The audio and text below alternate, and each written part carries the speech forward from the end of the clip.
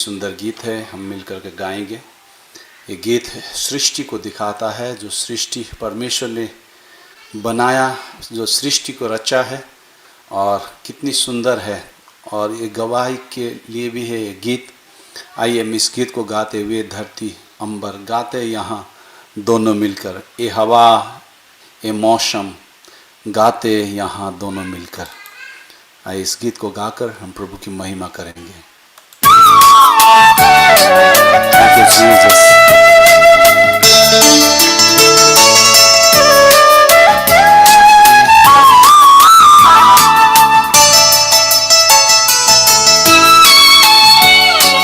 Thank you, Lord. Hallelujah.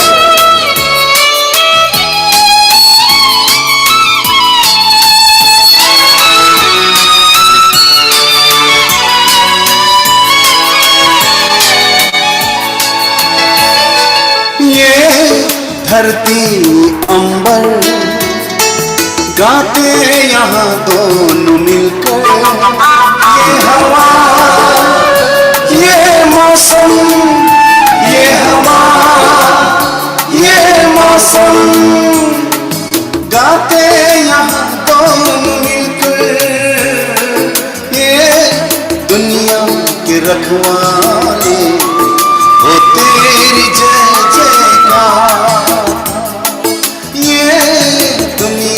के रखवाले हो तेरी जय जयकार। Thank you Jesus. झूम उठाए सारे जने से तेरी सुंदरता को देखो।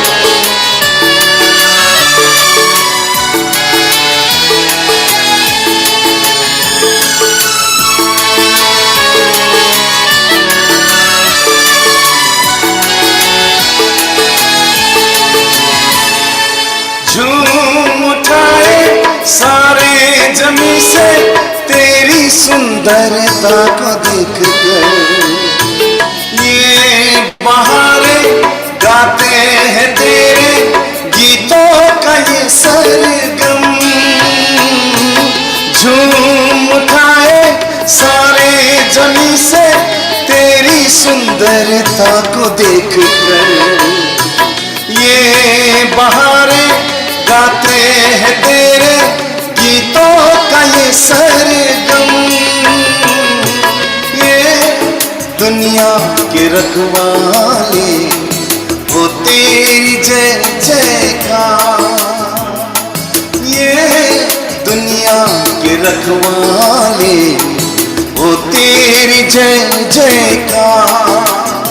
ये हवा ये मौसम, ये हवा ये मौसम गाते यहाँ दोनों मिलकर, ये दुनिया के रखवाले हो तेरी जय जयकार। तुझको बनाया सबसे सुंदर, तू जो संगीत सुर उसका, अगर उसके बिना जीना चाहेंगे तो हम अधूरा है।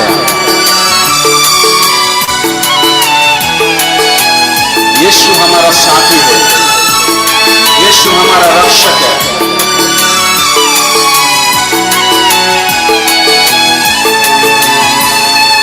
तुझको बनाया सबसे सुंदर, तू जो संगीत सुर उसका, उसके बगैर तुम जीना चाहोगे, तड़पोगे सारी उम्र तुम।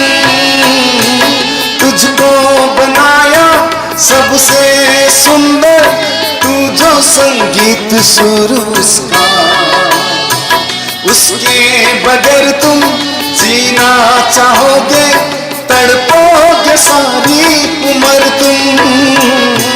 ये दुनिया के रखवाले हो तेरी जय जयकार। ये हवा ये मौसम, ये हवा ये मौसम गाते यहाँ दोनों मिलकर, ये दुनिया के रखवाले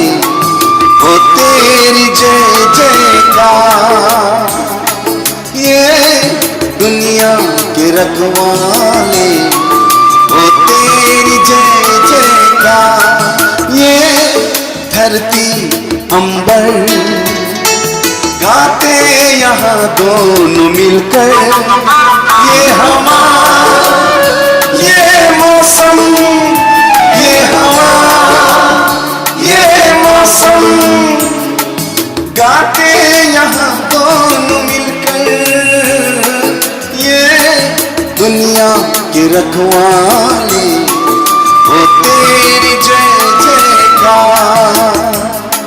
ये दुनिया के रखवाले, ओ तेरी जय जयकार, ओ तेरी जय जयकार, ओ तेरी जय जयकार। ये दुनिया के रखवाले, हो तेरी जय जयकार।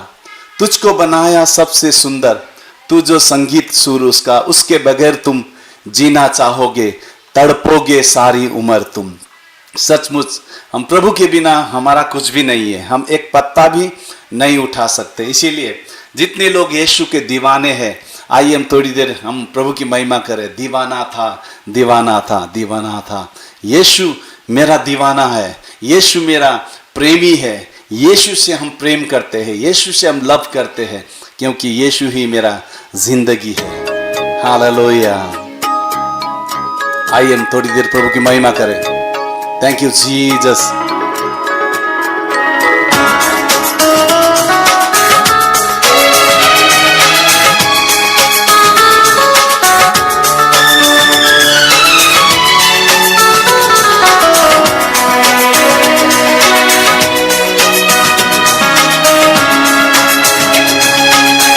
Yes, Lord.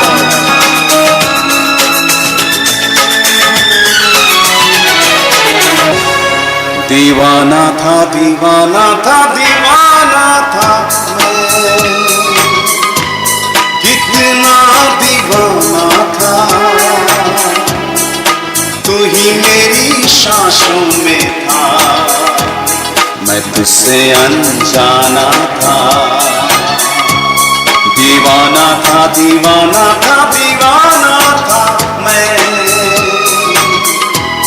कितना दीवाना था। तू ही मेरी सांसों में था, मैं उससे अनजाना था। दीवाना था, दीवाना था, दीवाना था मैं। यीशु मेरा प्रेमी परमेश्वर है, उसके बिना मैं अधूरा हूं।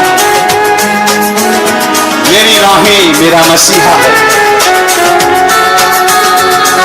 Thank you Lord.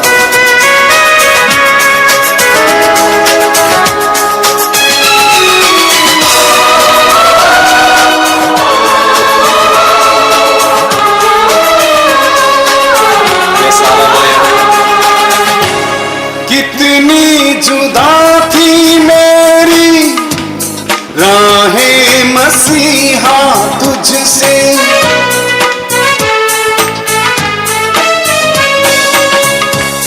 कितनी जुदा थी मेरी राहें मसीहा तुझसे।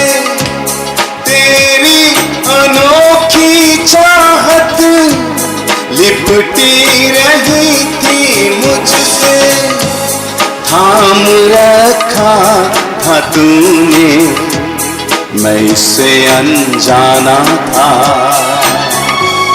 दीवाना था, दीवाना था, दीवाना था मैं,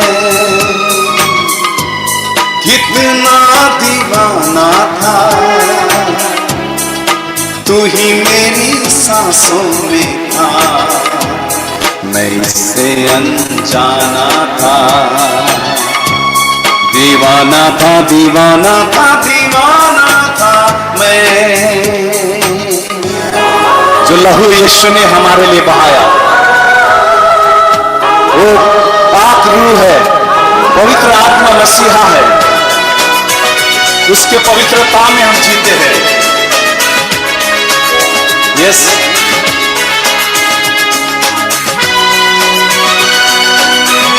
थैंक यू लॉर्ड।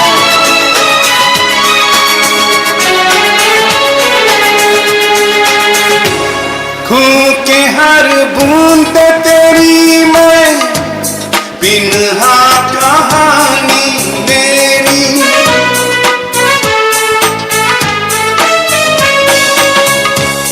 खून के हर बूंद तेरी मैं बिन्हा कहानी मेरी, तेरी पाक रूह जो मसीहा अब ये जिंदगानी मेरी, तेरी संगत में जो बीता पल वो ही सुहाना था।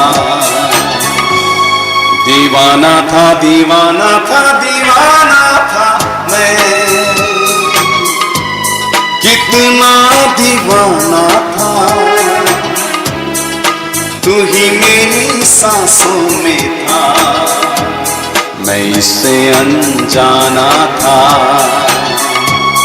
दीवाना था दीवाना था दीवाना था मैं। दीवाना, हम लोग कितने लोग यीशु के दीवाने हैं।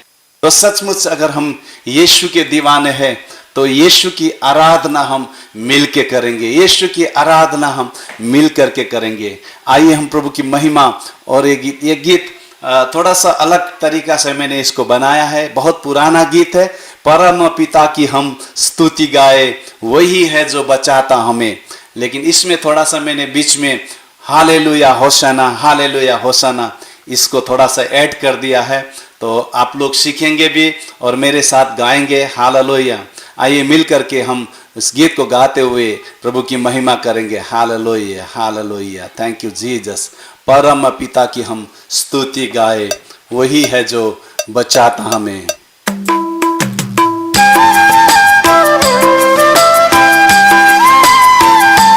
Yes Jesus. ताली बजाते हुए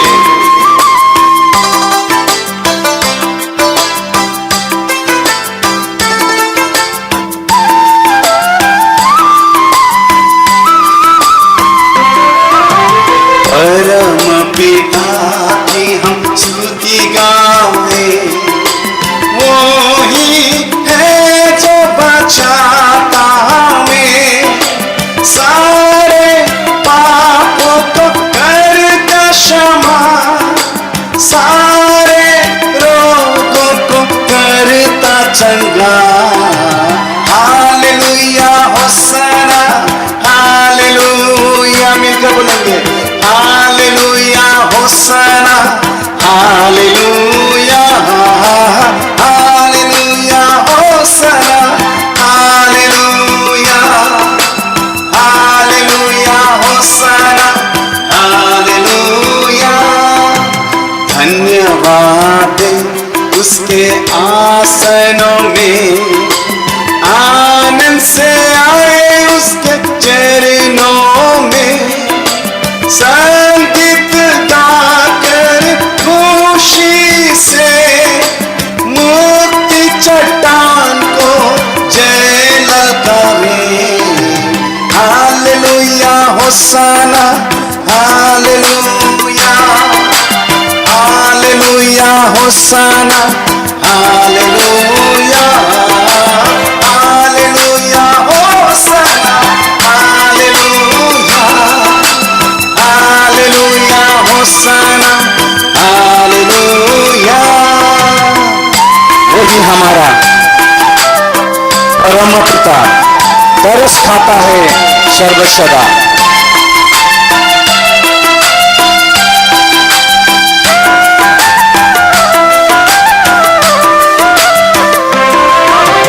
वही हमारा है परम पिता, तरस खाता है सर्व सदा। पूरब से पश्चिम जितनी दूर उतनी ही दूर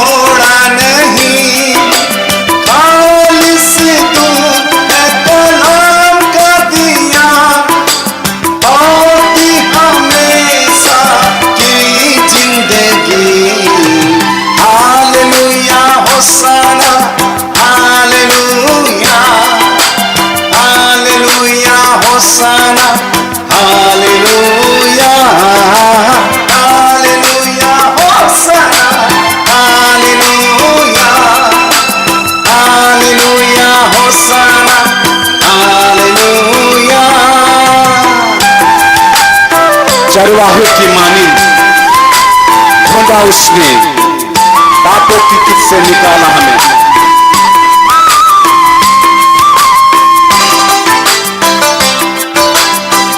Thank you, Lord Jesus. Thank you, Father.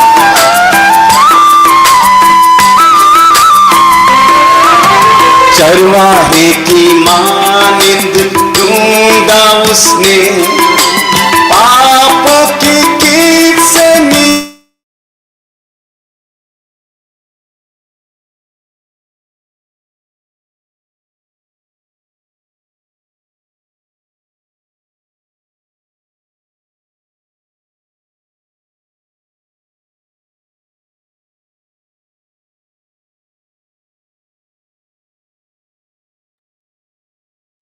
कृपया धीरज रखें, कोई नेट का समस्या आ गया शायद।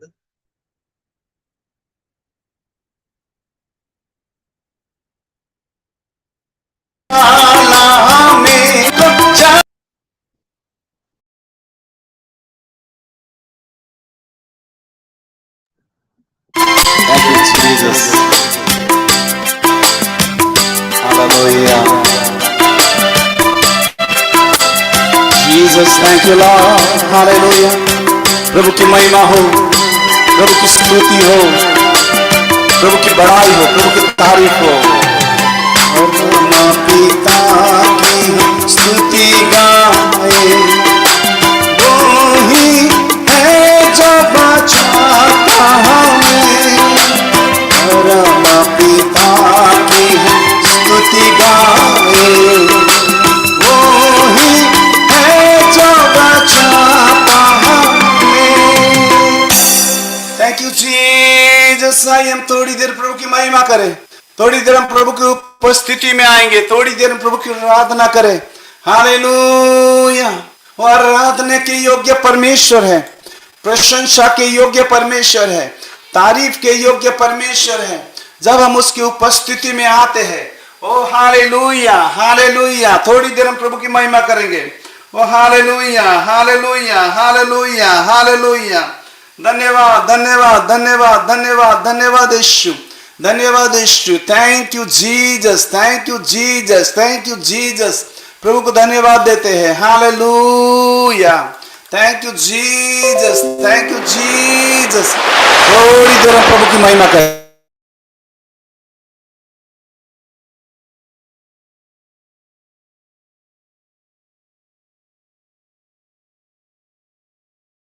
महेश भाई।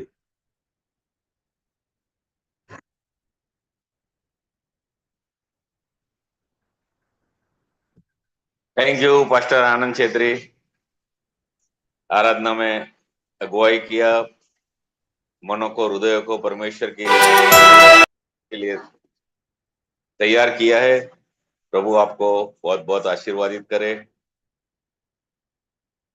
आइए प्यारो, अब सभा के मुख्य भाग में हम आप पहुंचे हैं परमेश्वर का स्वर्गीय वाणी सुनने के लिए।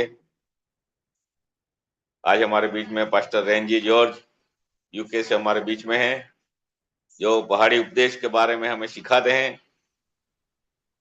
आज हमारे बीच में हैं। और पास्टर विल्सन रामचंद्र, उनका अनुवाद करने के लिए है, दोनों परमेश्वर का दासों का। आइए हम ताली बजाते उनका स्वागत करेंगे। Praise Lord. Praise the Lord, praise the Lord. നമുക്ക് ലഭിച്ചിരിക്കുന്ന ഈ നല്ല സമയത്തിനായിട്ട് കർത്താവിനെ നമുക്ക് സ്തോത്രം ചെയ്യാം.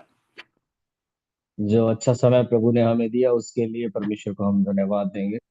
നമ്മൾ ഈ ദിവസങ്ങളിൽ പഠിച്ചുകൊണ്ടിരിക്കുന്നത് സെർമൺ ഓൺ ദ മൗണ്ട് എന്ന് പറയുന്ന ദൈവവചന ഭാഗത്ത് നിന്നാണ്. इन दिनों में हम परमेश्वर के वचन के पहाड़ी उपदेश नाम के हिस्से से देखते आ रहे हैं। 7ാം അധ്യായത്തിലാണ് നമ്മളിപ്പോൾ നിൽക്കുന്നത്. ഇനി 1-2 ആഴ്ചകൾക്കുള്ളിൽ നമുക്ക് ഈ പർവ്വത പ്രസംഗത്തിന്റെ അവസാനത്തിലേക്ക് കടന്നു വരുവാനായിട്ട് കഴിയും. इस समय हम 7वें अध्याय पर हैं और 1-2 हफ्ते में हम इसकी समाप्ति की ओर आ जाएंगे। 7ാം അധ്യായത്തിന്റെ ആദ്യ ഭാഗമാണ് കഴിഞ്ഞ ആഴ്ച നമുക്ക് മനസ്സിലാക്കുവാനായിട്ട് കഴിഞ്ഞത്. 7वें अध्याय के शुरुआती हिस्से के बारे में पिछले हफ्ते हमने सीखा। സഹോദരങ്ങളെ, മറ്റുള്ളവരെ വിധിക്കരുതെന്നും നാം മറ്റുള്ളവരിലേക്ക് വിരൽ ചൂണ്ടുന്നതിന് മുമ്പ് നമ്മുടെ ജീവിതത്തെ നാം ആദ്യം ഒന്ന് ശോധന ചെയ്യണമെന്നും കഴിഞ്ഞ ആഴ്ച പഠിക്കുവാൻ തക്കവണ്ണം ഇടയായി.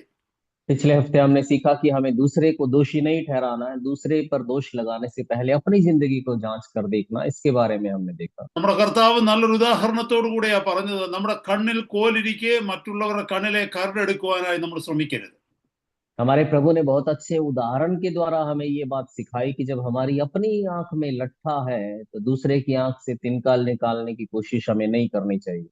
ഒരു സാധാരണ മനുഷ്യന്റെ ജീവിതത്തിലേക്ക് നോക്കിക്കഴിഞ്ഞാൽ ഒരു പക്ഷേ അത് സാർവത്രികമാണ്. നമ്മുടെ കുറവുകളെ നമ്മൾ കാണാതെ മറ്റുള്ളവരുടെ കുറവുകളെ തെരഞ്ഞു പിടിച്ചുള്ള ഓട്ടം. एक आम आदमी की जिंदगी में अगर आप देखें तो शायद ये सार्वभौमिक बात है कि अपनी कमियों को जाने बिना, जांचे बिना हम एक दौड़ में लगे हुए हैं। എന്നാൽ നാം കർത്താവിങ്കിലേക്ക് കടന്നു വരുമ്പോൾ നമ്മുടെ ജീവിതത്തിൽ ഉണ്ടാകുന്ന പല മാറ്റങ്ങളുടെ മധ്യത്തിലെ വളരെ പ്രധാനമായ ഒരു മാറ്റമായിരിക്കണം ഇത്. पर जब हम प्रभु में आते हैं तो हमारी जिंदगी में आने वाले बहुत से बदलावों में से एक बदलाव ये आना चाहिए। സഹോദരങ്ങളെ, കഴിഞ്ഞ ആഴ്ചത്തെ ദൈവവചനം കേട്ടവർ എത്ര പേര് ഹൃദയത്തിന്റെ ഉള്ളിൽ ആ തീരുമാനമെടുത്തു, ഇല്ല ഇനി ഞാൻ മറ്റുള്ളവരിലെ കുറ്റങ്ങൾ കാണുന്നതിന് മുമ്പ് എന്റെ കുറ്റങ്ങളെ കണ്ടുപിടിക്കാനായിട്ട് ശ്രമിക്കുമെന്ന്? भाइयों, पिछले हफ्ते वचन सुनने वाले कितने लोगों ने अपने मन में ये निर्णय लिया कि अब से मैं दूसरे की कमियां गलतियां ढूंढने से पहले खुद की गलतियों को, कमियों को ढूंढूंगा। പലപ്പോഴും കഴിഞ്ഞ നാളുകളിൽ നമ്മുടെ ജീവിതത്തിൽ അനുഭവം ഉണ്ടായിട്ടുണ്ട്. നാം പലരെ കുറിച്ച് പറഞ്ഞിട്ടുള്ള കാര്യങ്ങൾ, അല്ലെങ്കിൽ നാം കണ്ണിന്റെ മുമ്പിൽ കണ്ടു എന്ന് പോലും തോന്നുന്ന കാര്യങ്ങൾ പിന്നീട് നമ്മുടെ തോന്നലായിരുന്നുവെന്നും നമ്മുടെ ചിന്താഗതിയായിരുന്നുവെന്നും നാം മനസ്സിലാക്കിയിട്ടുണ്ട്. पिछले दिनों में हमारी जिंदगी में ऐसा अनुभव हुआ है कि जो बातें हमने दूसरों के बारे में बोली या जो हमें लगा कि हमने आंख से देखा है, वो भी आगे चल के हमें पता चला कि वो सिर्फ हमारी सोच थी या हमारा सिर्फ अनुमान था।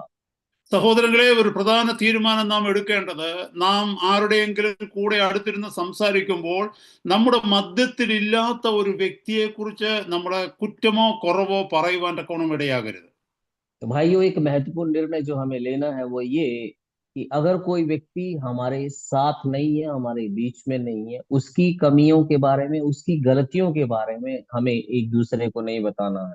അത് വലിയൊരു അപകടമാണ് നമ്മുടെ ജീവിതത്തിൽ വരുത്തുന്നത്. കാരണം എന്തെന്ന് ചോദിച്ചാൽ, നാം മറ്റുള്ളവരുടെ കാര്യങ്ങളിൽ ഇടപെട്ട് അവരുടെ റെപ്യൂട്ടേഷനെ, അല്ലെങ്കിൽ അവരുടെ നല്ല പേരിനെ, സൽപ്പേരിനെ നമ്മൾ കളങ്കപ്പെടുത്തുവാൻ കൊണ്ടുവിടയായിത്തീരും. वो हमारी जिंदगी में बड़े खतरे को ला सकता है। क्यों?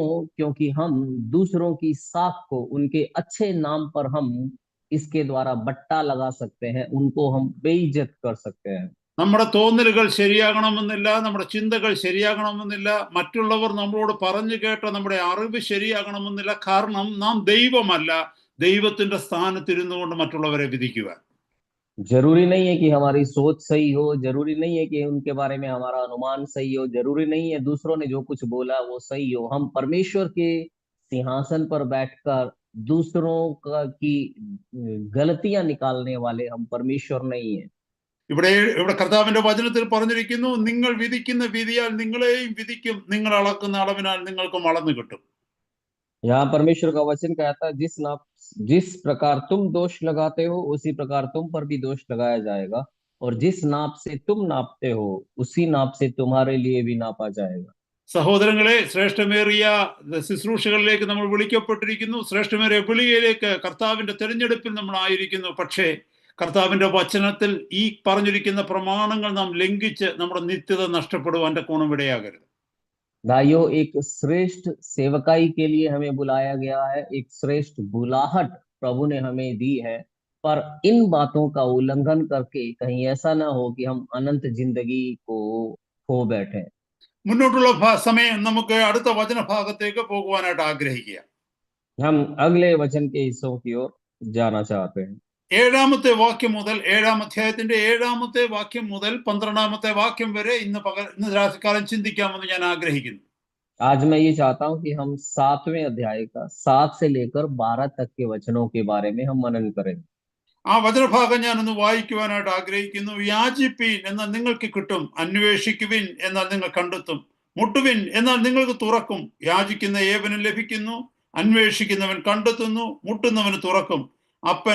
മകൻ അപ്പം ചോദിച്ചാൽ അവന് കല്ല് കൊടുക്കുന്ന മനുഷ്യൻ നിങ്ങളിൽ ആരുള്ളൂ? മീൻ ചോദിച്ചാൽ അവന് പാമ്പിനെ കൊടുക്കുമോ? അങ്ങനെ ദോഷികളായ നിങ്ങൾ നിങ്ങളുടെ മക്കൾക്ക് നല്ല ദാനങ്ങളെ കൊടുക്കുവാൻ അറിയുന്നുവെങ്കിൽ സ്വർഗസ്ഥനായ നിങ്ങളുടെ പിതാവ് തന്നോട് യാചിക്കുന്നവർക്ക് നന്മ എത്ര അധികം കൊടുക്കും. മനുഷ്യർ നിങ്ങൾക്ക് ചെയ്യണമെന്ന് നിങ്ങൾ ഇച്ഛിക്കുന്നതൊക്കെയും നിങ്ങൾ അവർക്ക് ചെയ്യുവിൻ. ന്യായപ്രമാണവും പ്രവാചകന്മാരും ഇത് തന്നെ. കർത്താവിന്റെ ദാസനൊന്ന് വായിച്ചാട്ടെ. मत्ती 7 का 7 से 12। मांगो तो तुम्हें दिया जाएगा, ढूंढो तो तुम पाओगे, खटखटाओ तो तुम्हारे लिए खोला जाएगा।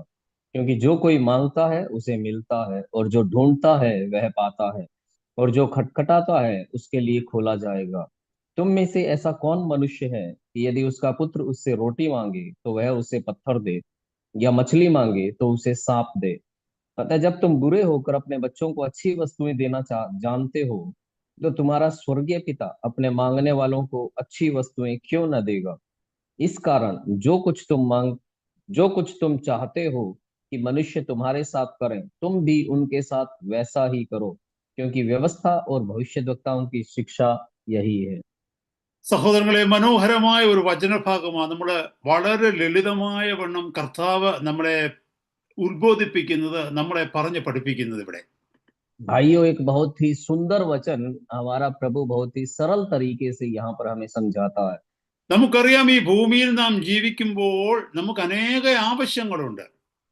हमें पता है कि इस दुनिया में जब हम जीवित हैं तो हमारी बहुत सी जरूरतें हैं यहाँ। ഒരു ദൈവ പൈതലായി കഴിയുമ്പോൾ നമുക്ക് ഭൗതികമായ ആവശ്യം മാത്രമല്ല, ആത്മീകമായ ആവശ്യങ്ങളുമുണ്ട്. जब हम परमेश्वर की संतान बनते हैं तो सिर्फ भौतिक जरूरतें ही नहीं होती, हमारी आत्मिक जरूरतें भी होती हैं। പക്ഷേ സ്വാഭാവികമായിട്ടുള്ള ഒരു അനുഭവമാണ്, നമ്മുടെ ജീവിതത്തിൽ ആവശ്യങ്ങൾ വരുമ്പോൾ നമ്മൾ മനുഷ്യരുടെ അടുക്കലേക്ക് നമ്മുടെ ആവശ്യങ്ങളുമായിട്ട് ഓടിപ്പോവുക എന്നുള്ളത്. पर हमारा एक आम अनुभव ही है कि जब हमारी जिंदगी में मानवीय जरूरतें आती हैं तो हम अपनी जरूरतों को लेकर मनुष्यों की ओर भागते हैं। ഇവിടെ കർത്താവ് പറയുകയാണ്, ആത്മീകമായ ആവശ്യമായിക്കൊള്ളട്ടെ, ഭൗതികമായ ആവശ്യമായിക്കൊള്ളട്ടെ, നാം അന്വേഷിക്കേണ്ടത്, നാം യാചിക്കേണ്ടത്, നാം മുട്ടേണ്ടത് കർത്താവിന്റെ പാദപീഠത്തിലാണ്. यहाँ प्रभु ये कह रहा है कि हमारी जरूरत चाहे आत्मिक हो या भौतिक हो, हमें मांगना या खटखटाना जो है वो सिर्फ प्रभु से है। സഹോദരങ്ങളെ, ഞാനൊരു ചോദ്യം ചോദിക്കട്ടെ. നമ്മുടെ ജീവിതത്തിൽ വരുന്ന ഈ ആവശ്യങ്ങളുടെ മധ്യത്തിൽ നാം ആ ആവശ്യം ആദ്യം പറയുന്നത് ആരോടാണ്? ദൈവത്തോടാണോ മനുഷ്യരോടാണോ?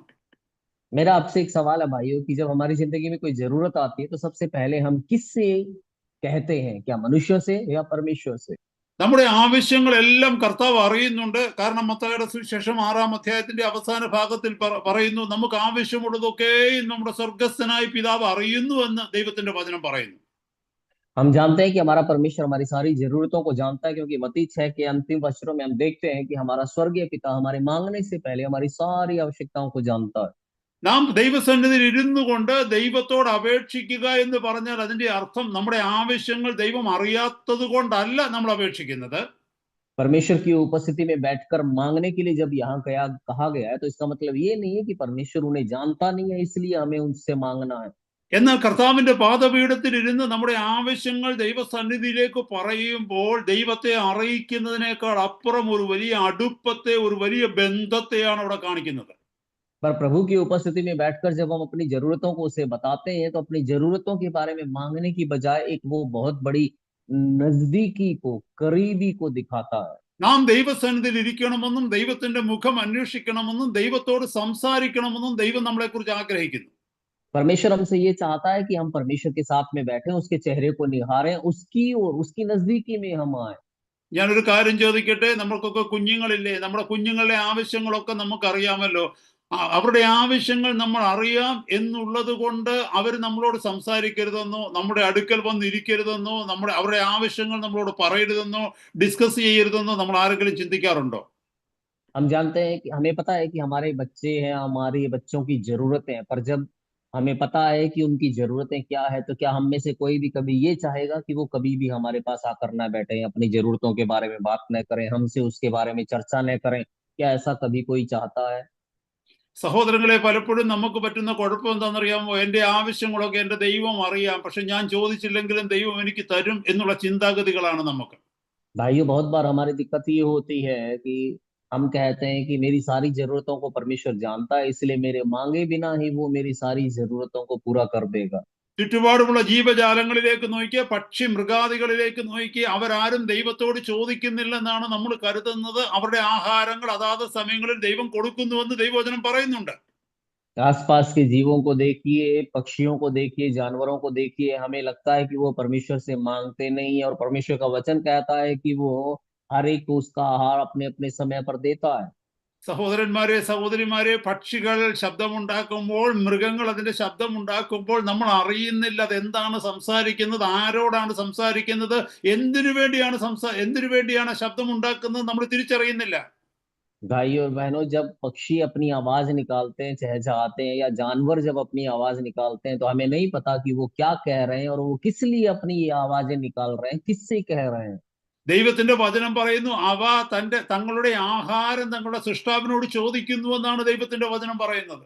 परमेश्वर का वचन ये कहता है कि वो अपने सृष्टिकर्ता से अपना आहार, अपना भोजन मांगते हैं। ഇവിടെ കർത്താവ് പറയുകയാണ്, യാചിക്കുവിൻ എന്നാൽ നിങ്ങൾക്ക് കിട്ടും, അന്വേഷിക്കുവിൻ. പറഞ്ഞാട്ടെ. यहाँ प्रभु कहता है, मांगो तो तुम्हें दिया जाएगा, ढूंढो तो तुम पाओगे। ജീവിതത്തിൽ എന്താവശ്യമായാലും കർത്താവിന്റെ സന്നിധിയിലേക്ക് കടന്നു വന്ന് നമ്മൾ യാചിക്കുകയാണെങ്കിൽ, യാചന എന്ന വാക്കിന് വലിയൊരു അർത്ഥമുണ്ട്. हमारी जिंदगी की जो भी जितनी भी बड़ी जरूरत हो, अगर हम मांगते हैं, ये जो मांगना है उसका एक बड़ा मतलब है।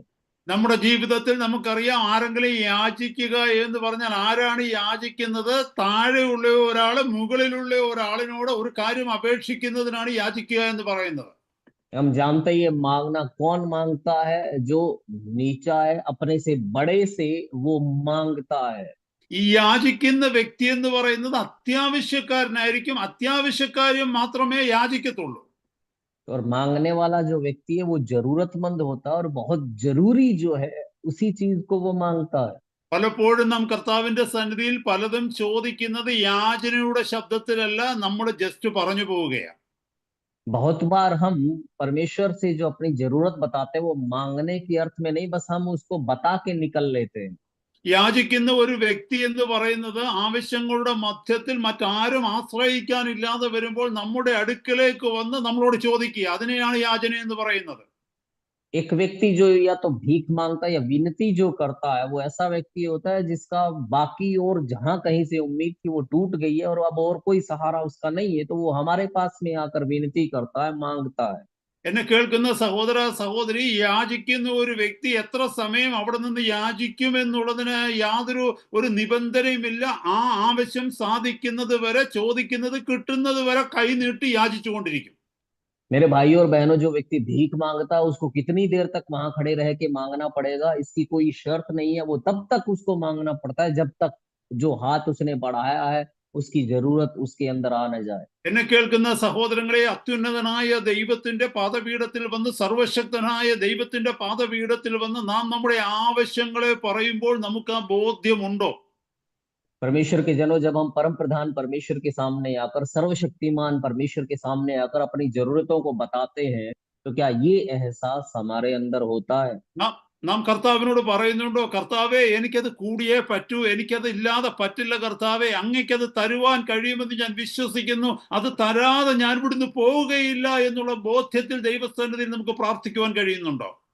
क्या हम प्रभु से ये कहते हैं कि प्रभु, उसके बिना मेरा काम नहीं चल सकता है, मैं नहीं रह सकता, और मैं विश्वास करता हूं कि आप वो मेरी जरूरत पूरी कर सकते हैं? क्या ये एहसास हमारे अंदर है? क्या इस एहसास के साथ हम परमेश्वर से प्रार्थना करते हैं कि प्रभु, उसे पाए बिना मैं तेरी उपस्थिति से नहीं जाऊंगा? ലൂക്കോസിന്റെ സുവിശേഷം 18-ാം അധ്യായത്തിന്റെ 1-ാമത്തെ വാക്യത്തിൽ പറയുന്നു, മടുത്തു പോകാതെ പ്രാർത്ഥിക്കണമെന്ന്. लुका 18 का एक वचन ये कहता है कि थके बिना लगातार प्रार्थना करते रहना है। നമ്മുടെ പ്രാർത്ഥനയുടെ വിഷയം എന്തെന്ന് ചോദിച്ചാൽ, നാം ദൈവസന്നിധിയിലുള്ള ആവശ്യം എങ്ങനെയെന്ന് ചോദിച്ചാൽ, നമ്മൾ കുറച്ച് ദിവസം ചോദിക്കും, പിന്നെ നമ്മൾ തന്നെ അങ്ങ് മറന്നുപോകും. हमारा हमारा प्रार्थना का तरीका क्या होता है? हम परमेश्वर से कुछ दिन प्रार्थना करते हैं, कुछ दिन मांगते हैं, उसके बाद में हम खुद ही भूल जाते हैं उस बात को। ഇന്നത്തെ രാത്രി എന്നെ കേൾക്കുന്ന ദൈവ പൈതലെ, ഈ ഒരു വാക്യം നിന്റെ ജീവിതത്തിലേക്ക് ഒന്ന് എടുത്ത്, നീ കടന്നു പോകുന്ന സാഹചര്യം എന്തുമായിക്കൊള്ളട്ടെ, നീ ഭാരപ്പെടുന്ന വിഷയം എന്തുമായിക്കൊള്ളട്ടെ, നിന്റെ പ്രതിസന്ധികൾ എന്തുമായിക്കൊള്ളട്ടെ, ഒരു തീരുമാനം ഹൃദയത്തിൽ എടുക്ക്. ഞാനിത് കർത്താവിനോട് ചോദിക്കാൻ പോവുകയാണ്, കർത്താവ് തരുന്നതുവരെ ഞാനത് ചോദിച്ചുകൊണ്ടിരിക്കുമെന്ന്. मुझे सुनने वाले भाई और बहनों, आपकी परिस्थिति आज चाहे जैसी भी हो, जिस तरह के भी बोझ से आप गुजर रहे हो, जिस तरह का भी माहौल आपका हो, लेकिन आज आप प्रभु के सामने इस निर्णय के साथ में बैठे कि मैं प्रभु आपसे तब तक मांगूंगा जब तक आप मुझे दे नहीं देते हैं। ഇന്നത്തെ രാത്രി ഈ വചനം കയ്യിൽ എടുത്തുകൊണ്ട് ഇനി മുതൽ മുന്നോട്ട് പ്രാർത്ഥിക്കുക, കർത്താവെ അങ്ങയുടെ തിരുവചനത്തിൽ ഞങ്ങൾക്ക് ഉറപ്പ് തന്നിട്ടുണ്ട്, യാചിച്ചാൽ ഞങ്ങൾക്ക് കിട്ടുമെന്ന്. इस वचन को आज लेकर प्रभु से कहिएगा कि प्रभु आपका पवित्र वचन हमें भरोसा देता है कि मांगो तो तुम्हें दिया जाएगा। അടുത്ത വാക്യത്തിൽ പറയുന്നു, അന്വേഷിക്കുവീൻ എന്നാൽ നിങ്ങൾ കണ്ടെത്തും. अगला वचन कहता है ढूंढो तो तुम पाओगे। നമ്മൾ പല കാര്യങ്ങൾ അന്വേഷിക്കുന്നവരാണ്. പല കാര്യങ്ങൾ അന്വേഷിക്കുമ്പോൾ ചിലത് കിട്ടുന്നത് വരെ നമ്മൾ അന്വേഷിക്കും, ചിലത് കുറച്ചു നേരം അന്വേഷണം കഴിഞ്ഞ് നമ്മളത് മതിയാക്കും. हम बहुत कुछ ढूंढने वाले लोग हैं। कुछ बातों को हम कुछ समय तक ढूंढते हैं और कुछ बातों को हम जब तक नहीं मिलती है तब तक ढूंढते रहते हैं। നടന്നു പോകുന്ന കൂട്ടത്തിൽ പോക്കറ്റിൽ നിന്ന് ഒരു രൂപയുടെ ഒരു കോയിൻ താഴെ വീണ് കഴിഞ്ഞാൽ എത്ര സമയം നമ്മളത് അന്വേഷിക്കും? चलते समय रास्ते से 1 रुपए का सिक्का जेब से गिर गया तो कितनी देर तक ढूंढेंगे उसे? ചിലപ്പോൾ നമ്മൾ 2 മിനിറ്റ് അല്ലെങ്കിൽ 3 മിനിറ്റ്, ഒരു 5 മിനിറ്റ് ചിലപ്പോൾ അന്വേഷിക്കും. പിന്നെ വിചാരിക്കും 1 രൂപയല്ലേ ഉള്ളൂ, അത് പോകട്ടെ എന്ന് കരുതി നമ്മൾ മുന്നോട്ട് നടക്കും. हो सकता है 2 मिनट 3 मिनट या फिर 5 मिनट हम ढूंढे और उसके बाद में सोचेंगे कि चलो 1 रुपया ही तो है, उसको छोड़कर फिर हम आगे बढ़ जाते हैं। എന്നാൽ നടന്നു പോകുന്ന കൂട്ടത്തിൽ എങ്ങനെയോ കയ്യിൽ വിരലിൽ കിടന്നിരുന്ന ഒരു ഡയമണ്ട് റിംഗ് ആണ്, ഒരു 10 മില്യൺ അല്ലെങ്കിൽ ഒരു 50 ലക്ഷം രൂപ വിലയുള്ള ഒരു ഡയമണ്ട് റിംഗ് ആണ് വിരലിൽ നിന്ന് ഊരിപ്പോയതെങ്കിൽ നിങ്ങൾ എത്ര നേരം അത് അന്വേഷിക്കും? पर रास्ते में चलते समय मान लो आपकी हीरे की अंगूठी जो 50 लाख की थी वो अगर अंगुली से निकल कर गिर जाए तो कितनी देर तक ढूंढोगे? 5 മിനിറ്റ് മാത്രമേ അന്വേഷിക്കൂ? അരമണിക്കൂർ മാത്രമേ അന്വേഷിക്കുവോ? क्या वो सिर्फ 5 मिनट ढूंढोगे या सिर्फ आधे घंटे ही ढूंढोगे? നിങ്ങൾ ആ ഏരിയയിൽ എങ്ങും ആരും അടുക്കാൻ സമ്മതിക്കത്തില്ല. നിങ്ങൾ അവിടെ ഇരുന്നു കൊണ്ട് അത് മുഴുവനും തപ്പി കിട്ടുന്നത് വരെ അന്വേഷിക്കും. കിട്ടിക്കഴിഞ്ഞ് അവിടുന്ന് എഴുന്നേറ്റ് പോകത്തുള്ളൂ. आप उस इलाके में और किसी को नहीं घुसने देंगे, वहीं पर बैठ जाएंगे। जब तक वो नहीं मिलता है तब तक वहीं रहेंगे, मिलने पर ही उस जगह से हिलेंगे। ഇതിനാണ് പറയുന്നത് പൂർണ്ണ ഹൃദയത്തോടെ അന്വേഷിക്കുക എന്ന് പറഞ്ഞാൽ. इसको पूरे हृदय से ढूंढना कहते हैं। കർത്താവ് പറയുന്നു, അന്വേഷിച്ചാൽ നിങ്ങൾക്ക് കിട്ടുമെന്ന് പറഞ്ഞാൽ ഒരു രൂപയുടെ ഒരു കോയിനിന്റെ രൂപ അന്വേഷിക്കുന്നത് പോലെയല്ല, ഏറ്റവും വിലയേറിയതിനെ അന്വേഷിക്കുന്നത് പോലെ ദൈവസന്നിധിയിൽ അന്വേഷിച്ചാൽ കിട്ടുമെന്നാണ് അതിന്റെ അർത്ഥം. प्रभु कहता है ढूंढो तो तुम पाओगे, पर तुम्हारा जो ढूंढना है वो 1 रुपए के सिक्के को ढूंढने जैसा नहीं होना चाहिए, पर जो बेशकीमती चीज को आप ढूंढ रहे हैं उस तरीके से अगर आप ढूंढेंगे तो आपको मिलेगा। യിരെമ്യാ പ്രവാചകന്റെ പുസ്തകം 29-ാം അധ്യായം 13-ാമത്തെ വാക്യത്തിൽ, book of Jeremiah chapter 29 verse 13 പറയുന്നു, നിങ്ങൾ എന്നെ അന്വേഷിക്കും, പൂർണ്ണ ഹൃദയത്തോടെ അന്വേഷിക്കുമ്പോൾ നിങ്ങൾ എന്നെ കണ്ടെത്തും. जरमाया 29:13 29 का 13, इर्मिया 29 का 13, वहां पर वचन ये कहता है कि तुम मुझे ढूंढोगे और पाओगे भी, क्योंकि तुम अपने संपूर्ण मन से मेरे पास आओगे। സഹോദരന്മാരെ, സഹോദരിമാരെ, ജീവിതത്തിന്റെ വിവിധ അനുഭവങ്ങളിൽ, വിവിധ വിഷയങ്ങളിൽ കഴിഞ്ഞ നാളുകളിൽ നാം ദൈവമുഖം അന്വേഷിച്ചിട്ടുണ്ട്. പക്ഷേ നാം അന്വേഷിച്ച രീതി ഏത് രീതിയിലാണ്? भाई और बहनों, पिछले दिनों में कई बातों को लेकर, कई विषयों को लेकर हमने परमेश्वर को खोजा है, ढूंढा है, लेकिन उसका तरीका कैसा था?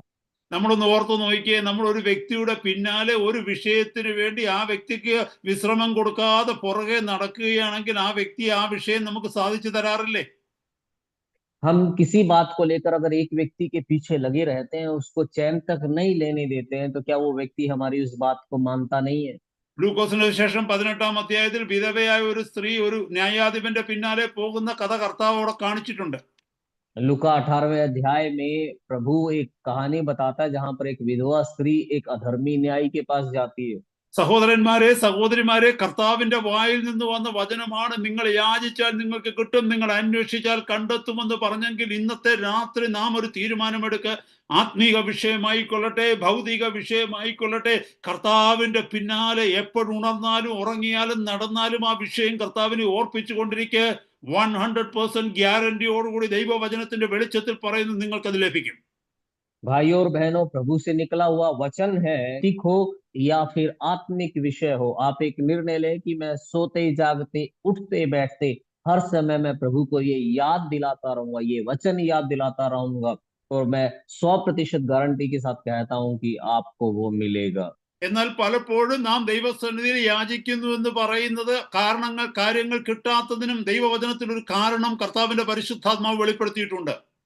पर जिन बातों को हम परमेश्वर से मांगते हैं उनके न मिलने का कारण भी परमेश्वर के पवित्र आत्मा ने वचन में बताया है। യാക്കോബിന്റെ സുവിശേഷം 4-ാം അധ്യായത്തിന്റെ 3-ാമത്തെ വാക്യത്തിൽ അത് എഴുതിയിരിക്കുന്നു. Book of James chapter 4 verse 3.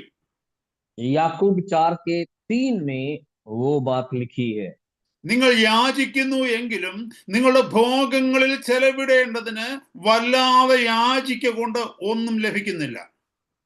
याकूब 4:3, तुम मांगते हो और पाते नहीं इसलिए कि बुरी इच्छा से मांगते हो ताकि अपने भोग विलास में उड़ा दो। എന്നെ കേൾക്കുന്ന സഹോദരങ്ങളെ, പലപ്പോഴും നാം ദൈവത്തോട് ചോദിക്കുന്ന പല കാര്യങ്ങളും നമുക്ക് അത്യാവശ്യമുള്ള കാര്യങ്ങളല്ല. जो सुनने वाले भाइयों, बहुत बार हम परमेश्वर से जो मांगते हैं वो लगभग बातें हमारे लिए बहुत ज्यादा जरूरी नहीं होती हैं। നമ്മുടെ കുഞ്ഞുങ്ങൾ പല കാര്യങ്ങളും നമ്മളോട് ചോദിക്കാറുണ്ട്, എല്ലാ കാര്യങ്ങളും നമ്മൾ വാങ്ങിച്ചു കൊടുക്കാറില്ല. हमारे बच्चे हमसे बहुत कुछ मांगते हैं पर हम उन सारी चीजों को उनको लेकर नहीं देते। അവന് ആ കുഞ്ഞിന് പ്രയോജനമുള്ളത്, ആ കുഞ്ഞിന് അനുഗ്രഹം ഉണ്ടാകുന്നത്, നന്മയുണ്ടാകുന്നത്, അതുമൂലം പ്രയോജനമുണ്ടെങ്കിൽ മാത്രമേ അത് നമ്മൾ വാങ്ങിക്കൊടുക്കത്തുള്ളൂ. ഏതെങ്കിലും രീതിയിൽ ദോഷം സംഭവിക്കുമെങ്കിൽ ആ വിഷയം അത് വാങ്ങിച്ചു കൊടുക്കത്തില്ല നമ്മൾ. जो उस बच्चे के लिए काम की चीज है, उस बच्चे के लिए आशीष की चीज है, उस बच्चे के लिए फायदे की चीज है, उसी चीज को हम लेकर देते हैं। जिससे उसे नुकसान हो सकता है, हानि हो सकती है, वो कोई चीज हम उस बच्चे को कभी लेकर नहीं देते। നമ്മൾ ചോദിക്കുന്നതെല്ലാം ദൈവം നമുക്ക് തന്നു കഴിഞ്ഞാൽ അത് ഒരുപക്ഷെ അനുഗ്രഹത്തിന് പകരം നമുക്ക് ശാപവും അപകടവുമായി തീർന്നേക്കാം. हम जो कुछ परमेश्वर से मांगते हैं, अगर परमेश्वर सब कुछ हमें दे दे तो हो सकता है वो आशीष की बजाय हमारे लिए एक खतरा बन जाए, श्राप बन जाए। നമ്മുടെ ഹൃദയം നന്നായി കർത്താവിന് അറിയാം, നമ്മുടെ നേച്ചർ നന്നായിട്ട് കർത്താവിന് അറിയാം, നമ്മുടെ ടെമ്പറമെന്റ് നന്നായിട്ട് അറിയാം, നമ്മുടെ ഭാവി നന്നായിട്ട് കർത്താവിന് അറിയാം. ഇതെല്ലാം അറിഞ്ഞുകൊണ്ടും ഇത് മുഴുവനും കണക്കിലെടുത്തുമാണ് പലപ്പോഴും കർത്താവ് നമ്മളോട് ഡീൽ ചെയ്തുകൊണ്ടിരിക്കുന്നത്. हमारे मन को प्रभु बहुत अच्छे तरीके से जानता है, हमारे स्वभाव को प्रभु बहुत अच्छे तरीके से जानता है, हमारी प्रकृति को प्रभु बहुत अच्छे तरीके से जानता है और हमारे भविष्य को भी प्रभु बहुत अच्छे तरीके से जानता है। इन सारी बातों का ध्यान रखकर ही परमेश्वर अक्सर हमसे बर्ताव करता है। ഞാനൊരു കാര്യം ചോദിക്കട്ടെ, നമ്മുടെ ശരീരത്തിൽ ഒരു അസുഖവുമില്ല, നമ്മൾ പൂർണ്ണ ആരോഗ്യവാൻ അല്ലെങ്കിൽ ആരോഗ്യവതിയായ ഒരു വ്യക്തിയാണെന്ന് കരുതിക്കോ, ഇഷ്ടംപോലെ പണം നമുക്കുണ്ടെന്ന് കരുതിക്കോ, നമുക്ക് ആരെയും പേടിക്കുവാനില്ല, ഒരു ഒപ്പോസിഷനും അല്ലെങ്കിൽ ഒരു പ്രതികൂലങ്ങളും നമുക്കില്ലെന്ന് കരുതിക്കോ, എൻജോയ് ചെയ്ത് ജീവിക്കുന്ന ഒരു കാലഘട്ടമാണ്, സാഹചര്യമാണ് നമ്മളിലെങ്കിൽ നമ്മളിൽ എത്ര പേര് ദൈവസന്നിധിയിൽ പ്രാർത്ഥിക്കുവാൻ തയ്യാറാകും? നമ്മൾ എത്ര പേര് ദൈവത്തിന്റെ മുഖം അന്വേഷിക്കും? എത്ര പേര് ദൈവസഭയിൽ നമ്മൾ ഒന്നിച്ചു കൂടും? मेरा एक सवाल आपसे कि अगर आपके शरीर में कोई बीमारी नहीं है, आप पूरी तरह से तंदुरुस्त हैं, आपका कोई विरोधी नहीं है, आपका कोई सामना करने वाला नहीं है, आपके पास सब कुछ है कि आप अपनी जिंदगी में आनंद से अपनी जिंदगी जी सकते हैं, ऐसे एक अच्छे माहौल में, एक ऐसी एक परिस्थिति में हम में से कितने लोग प्रभु से प्रार्थना करेंगे? हम में से कितने लोग प्रभु के चेहरे को निहारेंगे और कितने लोग संगति के लिए एक साथ इकट्ठे होंगे? നമുക്കെല്ലാം അനുകൂലമാണ്, എല്ലാം നമുക്ക് ലഭിക്കുന്നുവെങ്കിൽ നമ്മൾ ഇങ്ങനെ സന്തോഷത്തോടെ ജീവിച്ചു ജീവിച്ചു ജീവിച്ച് ഒരു നാളിൽ നമ്മൾ മരിക്കും. നമ്മൾ എത്തുന്നത് നിത്യതയിൽ, നിത്യനരകത്തിലായിരിക്കും. अगर हमारी जिंदगी में जरूरत का सब कुछ है, खुशी से हम जीते जा रहे हैं, इसी तरह से खुशी में चलते चलते अगर हमारी मृत्यु होती है तो हम खुशी से जीते जीते सीधे एक दिन नरक में जाएंगे। അതുകൊണ്ട് നമ്മുടെ ജീവിതത്തിൽ കർത്താവ് ചില കാര്യങ്ങൾ അനുവദിക്കുന്നതിന്റെ പിന്നിൽ ദൈവത്തിന് പദ്ധതിയുണ്ട്. നമ്മുടെ നിത്യമായ ജീവിതം നഷ്ടത്തിലാകാതിരിപ്പാൻ, നാശത്തിലാകാതിരിപ്പാൻ, നമ്മൾ കർത്താവിനോട് കൂടെ ഈ ലോക ജീവിതം നയിക്കപ്പെടുവാൻ തക്കവണ്ണം പലപ്പോഴും ചില ഭാരങ്ങളും പ്രയാസങ്ങളും നമ്മുടെ ജീവിതത്തിൽ അനുവദിച്ചേക്കാം. इसीलिए परमेश्वर हमारी जिंदगी में जब कुछ बातों को आने देता तो उसके पीछे उसका एक उद्देश्य होता है। वो इसलिए हमारी जिंदगी में कई बार बोझ, परेशानियां, मुसीबतें आने देता है कि हम यहाँ इस जिंदगी में प्रभु के साथ में जिए और उसके साथ साथ कहीं हमारा अनंत जीवन हम खो ना बैठे। നമുക്ക് ഏറ്റവും അത്യാവശ്യമുള്ള കാര്യങ്ങൾ, സാഹചര്യങ്ങൾ കർത്താവ് നമുക്ക് തീർച്ചയായിട്ടും തരും. അതാണ് ഈ വചനം നമ്മളെ ഓർമ്മിപ്പിക്കുന്നത്. हमारे लिए जो सबसे जरूरी बातें हैं उनको प्रभु निश्चित रूप से हमें देगा, यही ये वचन हमें याद दिलाता है। മുകളിലെ 6-ാം അധ്യായത്തിൽ നമ്മൾ വായിച്ചു, എന്ത് തിന്നും, എന്ത് കുടിക്കും, എന്ത് ഉടുക്കും, ഇത് വളരെ അത്യാവശ്യമായിട്ടുള്ള വിഷയങ്ങളാണ്. അത് കർത്താവ് തരാമെന്നാണ് വാഗ്ദത്തം ചെയ്തിരിക്കുന്നത്. 6ठे अध्याय में हमने पढ़ा था कि हम क्या खाएंगे, क्या पिएंगे, क्या पहनेंगे, ये बहुत ही मूलभूत बात है, जरूरी बात है और प्रभु कहता है वो तुम्हें मिलेंगी। കർത്താവ് ഒരിക്കലും പറഞ്ഞിട്ടില്ല നമ്മുടെ ആർഭാടത്തിന് വേണ്ടി സുഖസമൃദ്ധമായ ഒരു ജീവിതം കർത്താവ് വാഗ്ദത്തം ചെയ്തിട്ടില്ല. पर प्रभु ने कभी भी हमारे सुख विलास के लिए या फिर ऐशो आराम की जिंदगी के लिए प्रभु ने कोई वायदा कभी नहीं किया। കവിഞ്ഞൊഴുകുന്ന അനുഗ്രഹം യേശു കർത്താവല്ല വാഗ്ദത്തം ചെയ്തത്. യേശു കർത്താവിന്റെ പേരെടുത്ത് ഇവാഞ്ചലിസ്റ്റുകളാണ് വാഗ്ദത്തം ചെയ്യുന്നത്. उमड़ती हुई आशीष का वायदा कभी भी प्रभु यीशु ने नहीं किया, लेकिन प्रभु यीशु का नाम लेकर सुसमाचारक उमड़ती हुई आशीष का वायदा देते हैं। നിങ്ങൾ കർത്താവിന്റെ ജീവിതത്തിലേക്ക് നോക്കി, അപ്പോസ്തലന്മാരുടെ ജീവിതത്തിലേക്ക് നോക്കി, ഈ നൂറ്റാണ്ടുകളിലൊക്കെയുള്ള മിഷണറിമാരുടെ ജീവിതത്തിലേക്ക് നോക്കി, അവിടെയൊക്കെ കവിഞ്ഞൊഴുകുന്ന അനുഗ്രഹം ഉണ്ടായിരുന്നു. അത് ഭൗതിക അനുഗ്രഹമല്ല, ആത്മീകമായ അനുഗ്രഹങ്ങൾ. आप प्रभु की जिंदगी को देखिए, प्रेरितों की जिंदगी को देखिए, इन सदियों में प्रभु के जो सच्चे भक्त रहे हैं उनकी जिंदगी को देखिए। उनकी जिंदगी में थी बहुतायत की उमड़ने वाली आशीषें, लेकिन वो भौतिक नहीं, आत्मिक थी। അതിന്റെ അർത്ഥം ഭൗതികമായ ആവശ്യങ്ങൾ നടത്തി തരത്തില്ലെന്നല്ല. നമ്മൾ മറ്റുള്ളവരുടെ മുമ്പിൽ യാചകരായി തീരാതിരിപ്പാൻ, മറ്റുള്ളവരുടെ മുമ്പിൽ ബെഗേഴ്സായി തീരാതിരിപ്പാൻ, നമുക്ക് ഈ ഭൂമിയിൽ ആവശ്യമുള്ളത് കർത്താവ് തന്ന് നമ്മുടെ ജീവിത അന്ത്യത്തോളം കർത്താവ് നമ്മളെ പുലർത്തും. पर इसका मतलब ये नहीं है कि प्रभु हमारी भौतिक जरूरतों को पूरा नहीं करेगा। दूसरों के सामने हाथ फैलाने की नौबत आने से बचाने के लिए, दूसरों के सामने भीख मांगने की नौबत आने से बचाने के लिए प्रभु हमारी जरूरी जरूरतों को पूरा करेगा, हमें अच्छे तरीके से जिंदगी के अंत तक चलाएगा।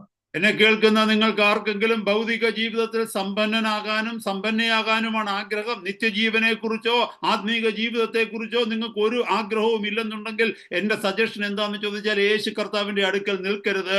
മറ്റു പല വഴികളുമുണ്ട് ഈ ലോകത്തിൽ പ്രബലരായി തീരുവാൻ തക്കവണ്ണം.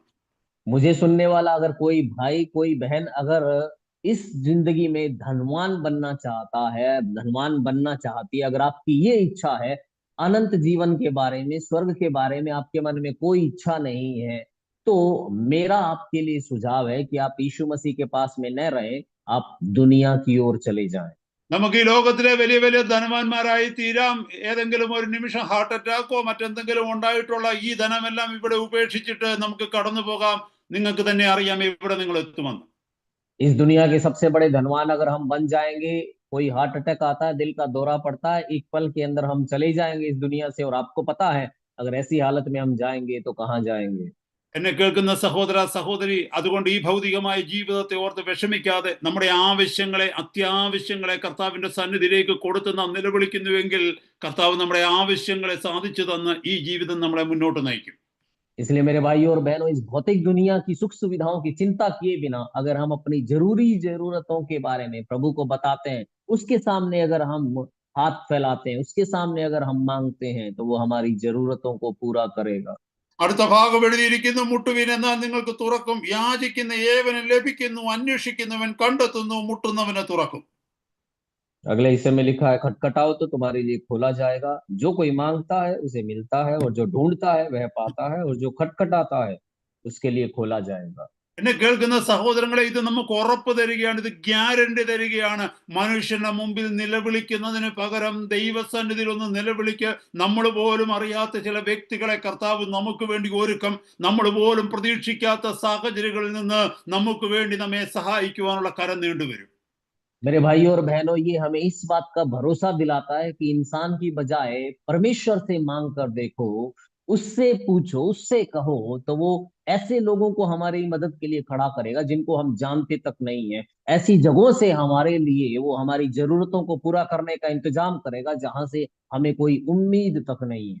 നാം ദൈവത്തോട് മാത്രമാണ് നമ്മുടെ ആവശ്യങ്ങളെ അറിയിക്കേണ്ടത്. കർത്താവാണ് ഹൃദയങ്ങളെ തുറക്കുന്നത്, വ്യക്തികളെ ഉപയോഗിക്കുന്നത്, സാഹചര്യങ്ങളെ നമുക്ക് അനുകൂലമാക്കി തന്ന് നമ്മുടെ ആവശ്യങ്ങളെ നിറവേറ്റി തരുന്നത്. हमें अपनी जरूरतों को सिर्फ प्रभु से कहना, उसके सामने अपनी जरूरतों को हमें बताना है। वो इंसानों के दिलों को खोलता है, हमारी जरूरतों को पूरा करने के लिए लोगों को सामने लेकर आता है। യഥാർത്ഥ ഭക്തന്മാരുടെ ജീവിതം അങ്ങനെയാണ്. അവരുടെ കണ്ണുനീര് കർത്താവിന്റെ മുമ്പിലാണ് അവർ ഒഴുക്കുന്നത്. കർത്താവ് അവരുടെ ആവശ്യങ്ങളെ അതാത് സമയം നടത്തി കൊടുത്തുകൊണ്ടിരിക്കും. सच्चे भक्तों की जिंदगी ऐसी ही रही है, उनके आंसू इसी तरह से वो प्रभु के सामने बहाते हैं, और इसी तरह से वो अपनी जिंदगी प्रभु के सामने बिताते रहे। 118 സങ്കീർത്തനത്തിൽ നമ്മൾ വായിക്കുന്നുണ്ട്, മനുഷ്യരിൽ ആശ്രയിക്കുന്നതിനേക്കാൾ യഹോവയിൽ ആശ്രയിക്കുന്നത് നല്ലത്, പ്രഭുക്കന്മാരിൽ ആശ്രയിക്കുന്നതിനേക്കാൾ യഹോവയിൽ ആശ്രയിക്കുന്നത് നല്ലത്. 118वें भजन संहिता में हम पढ़ते हैं कि मनुष्य पर भरोसा रखने से परमेश्वर पर भरोसा रखना उत्तम है, प्रधानों पर भरोसा रखने से प्रभु यहोवा पर भरोसा रखना उत्तम है। എന്നെ കേൾക്കുന്ന സഹോദരങ്ങളെ, ഈ ഒരു ചിന്ത നമ്മുടെ ഹൃദയത്തിലേക്ക് കടന്നു വരട്ടെ. നിങ്ങൾ കടന്നു പോകുന്ന സാഹചര്യം എന്തുമായിക്കൊള്ളട്ടെ, ആവശ്യങ്ങൾ എന്തുമായിക്കൊള്ളട്ടെ, കർത്താവിന്റെ സന്നിധിയിലേക്ക് അത് വെച്ചിട്ട് ഹല്ലേലൂയ മടുത്തു പോകാതെ നിങ്ങൾ പ്രാർത്ഥിക്കുക. നിങ്ങളുടെ മുമ്പിൽ കർത്താവ് വഴികളെ തുറക്കും. നിങ്ങൾ ലജ്ജിച്ചു പോകുവാൻ ദൈവം അനുവദിക്കത്തില്ല. തക്ക സമയത്ത്, നേരത്തെ അല്ല, താമസിച്ചും പോകുകയില്ല, തക്ക സമയത്ത് അത്ഭുതകരമായ വഴികൾ കർത്താവ് തുറന്ന് നിങ്ങളെ മാനിച്ച് മുന്നോട്ട് നടത്തും. मेरे भाई और बहनों, ये विचार आपके अंदर बैठने पाए, आपका माहौल चाहे जैसा भी हो, जैसी भी परिस्थितियों से आप गुजर रहे हो, आपकी जरूरतें चाहे जो भी हो, आप प्रभु से मांगे, आप उसके सामने अपनी जरूरतों को बताएं, और वो बिल्कुल सही समय पर, ना तो वो पहले ही देगा ना देरी करेगा, बिल्कुल सही समय पर आपकी जरूरतों को पूरा करते हुए वो आदर के साथ आपको आगे चलाएगा। വീണ്ടും അത് ലളിതമായിട്ട് കർത്താവ് എക്സ്പ്ലെയിൻ ചെയ്തു തരികയാണ്. ദൃഷ്ടാന്തത്തിലൂടെ കർത്താവ് എക്സ്പ്ലെയിൻ ചെയ്തു തരികയാണ് അടുത്ത വാക്യങ്ങളിൽ. और इसी बात को अगले कुछ वचनों में प्रभु फिर से बड़ी सरलता से दृष्टांत के द्वारा समझाता है। കർത്താവ് നമ്മളോട് ചോദിക്കുകയാണ്, മകൻ അപ്പം ചോദിച്ചാൽ അവന് കല്ല് കൊടുക്കുന്ന മനുഷ്യൻ നിങ്ങളിൽ ആരുള്ളൂ? प्रभु हमसे ये पूछ रहा है कि तुम में ऐसा मनुष्य कौन है कि यदि उसका पुत्र उससे रोटी मांगे तो उसे पत्थर दे। കർത്താവെ എന്നെ അനുഗ്രഹിക്കണമേ, എന്നെ ആത്മീക ഭൗതിക നന്മകളാൽ നിറയ്ക്കണമേ എന്ന് പറയുമ്പോൾ കർത്താവ് ശാപങ്ങളും ദോഷങ്ങളും നിങ്ങളുടെ മേൽ അയക്കുമെന്ന് നിങ്ങൾക്ക് തോന്നുന്നുണ്ടോ? प्रभु मुझे आशीष दे, मुझे आत्मिक और भौतिक आशीषों से भर, जब आप ये दुआ प्रभु से करते हैं तो क्या आपको लगता है कि प्रभु आपकी जिंदगी में श्राप को और मुसीबतों को लाएगा? സഹോദരങ്ങളെ, നമ്മൾ എപ്പോഴും ചിന്തിക്കേണ്ടത്, നമ്മൾ ബുദ്ധിയുള്ളവരാണെങ്കിൽ നല്ലത് കർത്താവിനോട് ചോദിക്കണം. भाई और बहनों, हमें ये ध्यान रखना है कि अगर हम बुद्धिमान हैं तो जो अच्छा है वो प्रभु से मांगना है। നമുക്കറിയാം, 5 വയസ്സുള്ള ഒരു കുഞ്ഞ് അപ്പനോട് ചോദിക്കുന്നതും 15 വയസ്സുള്ള കുഞ്ഞ് അപ്പനോട് ചോദിക്കുന്നതും തമ്മിൽ വ്യത്യാസമുണ്ട്. हम जानते हैं कि एक 5 साल का बच्चा अपने पिता से जो मांगता है और 15 साल का बच्चा जो अपने पिता से मांगता है, उन दोनों के मांगने में फर्क होता है। 5 वയസ്സുള്ള ഒരു കുഞ്ഞ് മാക്സിമം ചോദിച്ചു കഴിഞ്ഞാൽ എന്താ, ഒരു കളിപ്പാട്ടം ചോദിക്കും, അല്ലെങ്കിൽ കുറച്ച് ചോക്ലേറ്റ് വാങ്ങിച്ചു തരാൻ പറയും. 5 साल का बच्चा क्या मांगेगा? वो हो सकता है ज्यादा से ज्यादा या तो कोई खिलौना मांग ले या फिर चॉकलेट के लिए कहे। കുറച്ച് ഐസ്ക്രീം വാങ്ങിച്ചു കൊടുത്തു കഴിഞ്ഞാൽ 5 വയസ്സുള്ള കുഞ്ഞിന് തൃപ്തിയായി, സന്തോഷമായി. या उसको आइसक्रीम लेकर दे दो, 5 साल का बच्चा तृप्त हो गया, संतुष्ट, खुश हो गया। എന്നാൽ 15 വയസ്സുള്ള കുഞ്ഞ് ഈ കാലത്തിലേക്ക് നോക്കുമ്പോൾ, പണ്ടത്തെ കാലത്തെ കുറിച്ചല്ല ഞാൻ പറയുന്നത്, ഈ കാലത്തിൽ ജീവിക്കുന്ന 15 വയസ്സുകാരനോട് അപ്പൻ ചോദിക്കാന്ന് ചോദിച്ചാൽ, മോൻ എന്തോ വേണം എന്ന് ചോദിച്ചാൽ, അവൻ കളിപ്പാട്ടവും അല്ലെങ്കിൽ ഐസ്ക്രീമും പറയത്തില്ല. അവൻ പറയും വില കൂടിയ ഒരു ഫോൺ ചോദിക്കും, അല്ലെങ്കിൽ അതുപോലെ വില കൂടിയ സാധനങ്ങൾ എന്തെങ്കിലും ചോദിക്കും. पुराने समय के बच्चों की बात नहीं कर रहा, पर आज के समय का 15 साल का बच्चा अगर उससे पिता पूछे कि तुझे क्या चाहिए, तो वो ना तो आइसक्रीम मांगेगा, ना वो कोई खिलौना मांगेगा, वो कोई महंगा फोन या फिर ऐसी कोई महंगी चीज मांगेगा। ദൈവസന്നിധിയിലേക്ക് നമ്മൾ കടന്നു വന്നിരിക്കുമ്പോൾ, നമ്മൾ ഇന്ന് കണ്ട് നാളെ വാടിപ്പോകുന്ന, ഇന്ന് കണ്ട് നാളെ ഇല്ലാതായി പോകുന്ന താൽക്കാലിക സുഖഭോഗങ്ങൾക്ക് വേണ്ടിയുള്ള കളിപ്പാട്ടങ്ങൾ ദൈവത്തോട് ചോദിക്കരുത്. നിത്യമായി നിലനിൽക്കുന്ന വിലയുള്ളത് നമ്മൾ ദൈവസന്നിധിയിൽ അന്വേഷിക്കണം. हम जब प्रभु के सामने आते हैं तो आज है और कल नहीं रहेगा, आज है और कल मुरझा जाएगा, ऐसी चीजों की बजाय कुछ ऐसा मांगे जो सदा सदा तक स्थिर बनी रहती है। നമ്മൾ പലരും കർത്താവിന്റെ സന്നിധിയിൽ മൽപ്പിടുത്തം നടത്തുന്നത് എന്തിനാണെന്നറിയാമോ? കളിപ്പാട്ടങ്ങൾക്ക് വേണ്ടിയാ. हम में से कई लोग प्रभु के सामने ये कुश्ती क्यों लड़ते हैं पता है? सिर्फ खिलौनों की खातिर। നമ്മുടെ കർത്താവ് നമ്മളെ നോക്കിക്കൊണ്ട് പറയുന്ന, എന്റെ കുഞ്ഞിന്റെ ബുദ്ധി ഇതുവരെയും വളർന്നിട്ടില്ലല്ലോ. ഹല്ലേലൂയ. അവന്റെ മുമ്പിലുള്ള വിഷയങ്ങളെ കുറിച്ച്, അവന്റെ മരണശേഷമുള്ള ജീവിതത്തെ കുറിച്ച് ദൈവവചനത്തിൽ ഞാൻ വെളിപ്പെടുത്തി കൊടുത്തിട്ടും അവൻ അതല്ലല്ലോ അന്വേഷിക്കുന്നത്, അവൾ അതല്ലല്ലോ അന്വേഷിക്കുന്നത്. കുറച്ചു കാലം മാത്രം ജീവിക്കുന്ന ഈ ലോകത്തിലുള്ള ക്ഷണികമായതിനെ അവൾ അന്വേഷിക്കുന്നല്ലോ, അവൻ അന്വേഷിക്കുന്നല്ലോ എന്ന് കർത്താവ് നമ്മളെ നോക്കിക്കൊണ്ട് ചിന്തിക്കുക. पर हमारा प्रभु हमें देखकर ये सोचता है कि मेरे बेटे की, मेरी बेटी की बुद्धि अभी तक अच्छे से विकसित नहीं हुई है, वो तो फिर सिर्फ थोड़े समय चलने वाले खिलौने के पीछे लगा हुआ है। मैंने उसको ये समझाया है कि उसकी जिंदगी में जरूरी क्या है, जिंदगी के बाद भी स्थिर रहने वाली चीज क्या है, उसको वो नहीं मांग रहा है, उसकी बुद्धि में वो चीज नहीं आ रही है, वो सिर्फ थोड़े समय के लिए जो रहता है उसके पीछे लगा हुआ। ये मेरा प्रभु मुझे और आपको देखकर सोचेगा। സഹോദരങ്ങളെ, നിങ്ങളിൽ എത്ര പേര് ഞാൻ ചിന്തിക്കുന്നത് പോലെ ഇങ്ങനെ ചിന്തിക്കുവാൻ തക്കവണ്ണം ഇടയാകും? भाई और बहनों, मैं जैसे सोचता हूँ, आप में से कितने लोग इस तरह से सोचेंगे? ഞാൻ കർത്താവിനോട് പ്രാർത്ഥിക്കുന്നത് ഇങ്ങനെയാ, കർത്താവെ, എത്ര കാലം ഈ ഭൂമിയിൽ ഞാൻ ജീവിക്കുമെന്ന് എനിക്ക് അറിയില്ല, പക്ഷെ അങ്ങയുടെ വാഗ്ദത്തം കൊണ്ട് ഞാൻ എത്ര കാലം ഈ ഭൂമിയിൽ ജീവിച്ചാലും എനിക്ക് അത്യാവശ്യമുള്ള അവിടുന്ന് തരാമെന്ന്. मैं प्रभु से ये कहता हूँ कि प्रार्थना करता हूँ कि प्रभु मैं इस दुनिया में कितने समय तक जिंदा रहूंगा मुझे नहीं पता, पर आपने मुझे ये वायदा दिया है कि जब तक भी मैं इस दुनिया में हूँ जो मेरी जरूरी जरूरतें हैं उन्हें आप पूरा करेंगे। പക്ഷെ ഒന്ന് ഞാൻ ആഗ്രഹിക്കുന്ന കർത്താവെ, ഈ ഭൂമി വിട്ടു പോകുന്നതിന് മുമ്പേ നിത്യതയിൽ നിലനിൽക്കുന്ന ചിലത് നേടുവാൻ തക്കവണ്ണം ഈ ഭൂമിയിൽ എനിക്ക് അവസരം തരണമേ, അതിന് കൃപ തരണമേ എന്ന് ഞാൻ പ്രാർത്ഥിക്കുന്നു. पर मैं प्रभु से एक प्रार्थना करता हूँ कि प्रभु जब इस दुनिया में मैं जी रहा हूँ उस समय अनंत जीवन के लिए जो चीजें उपयोगी हैं वो कुछ यहाँ इस धरती पर कमाने का एक अनुग्रह मुझे देना, उसका अनुग्रह मुझे देना प्रभु। 139 സങ്കീർത്തനത്തിൽ പറയുന്നു, അമ്മയുടെ ഗർഭത്തിൽ ഉരുവാകുന്നതിന് മുമ്പേ കർത്താവിന്റെ കണ്ണെന്നെ കണ്ടുവന്ന് നിയമിക്കപ്പെട്ട നാളുകളിൽ ഒന്നുമില്ലാതിരുന്നപ്പോൾ അവയൊക്കെയും അവിടുത്തെ പുസ്തകത്തിൽ എഴുതിയെന്ന്. 139वें भजन संहिता में लिखा है कि मेरी माँ के कोख में आने से पहले मेरे परमेश्वर की आंखों ने मुझे देखा, जब मेरा तत्व नहीं था, मैं कुछ भी नहीं था, उस समय मेरे बेडोल तत्व को प्रभु ने देखा। എന്നെ കേൾക്കുന്ന സഹോദര സഹോദരി, നാം ഇന്ന സ്ഥലത്ത് ജനിക്കണമെന്ന്, ഇന്ന അപ്പന്റെ അമ്മയുടെയും മകനായി മകളായി ജനിക്കണമെന്ന്, ഇന്ന സാഹചര്യങ്ങളിൽ ജനിക്കണം ജീവിക്കണമെന്ന് കർത്താവ് മുന്നമേ അറിഞ്ഞിരിക്കുന്നു എന്ന് ആ സങ്കീർത്തനത്തിൽ നമ്മൾ പഠിക്കുന്നു. मेरे भाई और बहनों, वो भजन संहिता हमें ये सिखाता है कि हमें कहाँ जन्म लेना है, किस माँ बाप की संतान बनकर जन्म लेना है, किस तरह की परिस्थिति और माहौल में पलना बढ़ना है, वो सब प्रभु पहले से जानता है। കർത്താവ് അറിയുന്നു ഏത് പ്രായത്തിൽ നമ്മൾ കർത്താവിനെ അറിയുമെന്ന്, ഏത് പ്രായത്തിൽ കർത്താവിന്റെ സന്നിധിയിലേക്ക് കടന്നു വരുമെന്ന്. അത് മാത്രമല്ല, എന്റെയും നിങ്ങളുടെയും ജീവിതത്തിലൂടെ ആരൊക്കെ വിടുവിക്കപ്പെടണമെന്ന്, ആർക്കൊക്കെ അനുഗ്രഹമായി തീരണമെന്ന്, ഏതൊക്കെ ശുശ്രൂഷകൾ തന്റെ നാമമഹത്വത്തിന് വേണ്ടി നാം ചെയ്യണമെന്ന് ദൈവം മുന്നമേ ആഗ്രഹിച്ചു വെച്ചിരിക്കുക. प्रभु को पता है कि कब हम प्रभु को ग्रहण करेंगे, किस उम्र में हम प्रभु में आएंगे, ये प्रभु जानता है। और सिर्फ इतना ही नहीं, वो ये भी पहले से जानता है कि हम किस किस के लिए आशीष बनने वाले हैं, किसकी जिंदगी में हम प्रभु की आशीष को लाने वाले हैं, और कहाँ कहाँ किस तरह से परमेश्वर के महिमा के लिए, उसके नाम की महिमा के लिए किस किस तरह की सेवकाई में हम इस्तेमाल होने वाले हैं, वो सब प्रभु पहले से जानता है। അപ്പോൾ എന്റെ പ്രാർത്ഥന ഇങ്ങനെയായിരിക്കും, കർത്താവെ എന്നെക്കുറിച്ച് അങ്ങയുടെ പുസ്തകത്തിൽ എന്താണോ എഴുതിയിരിക്കുന്നത്, എന്നെക്കുറിച്ച് അങ്ങ് എന്താണോ ആഗ്രഹിക്കുന്നത്, ഈ ജീവിതകാലം അത് ചെയ്തെടുക്കുവാനുള്ള ദൈവകൃപ എന്റെ മേൽ പകരണമേ എന്നാണ് സഹോദര സഹോദരി ഞാൻ പ്രാർത്ഥിക്കുന്നത്, അല്ലാതെ കളിപ്പാട്ടങ്ങൾക്ക് വേണ്ടിയല്ല.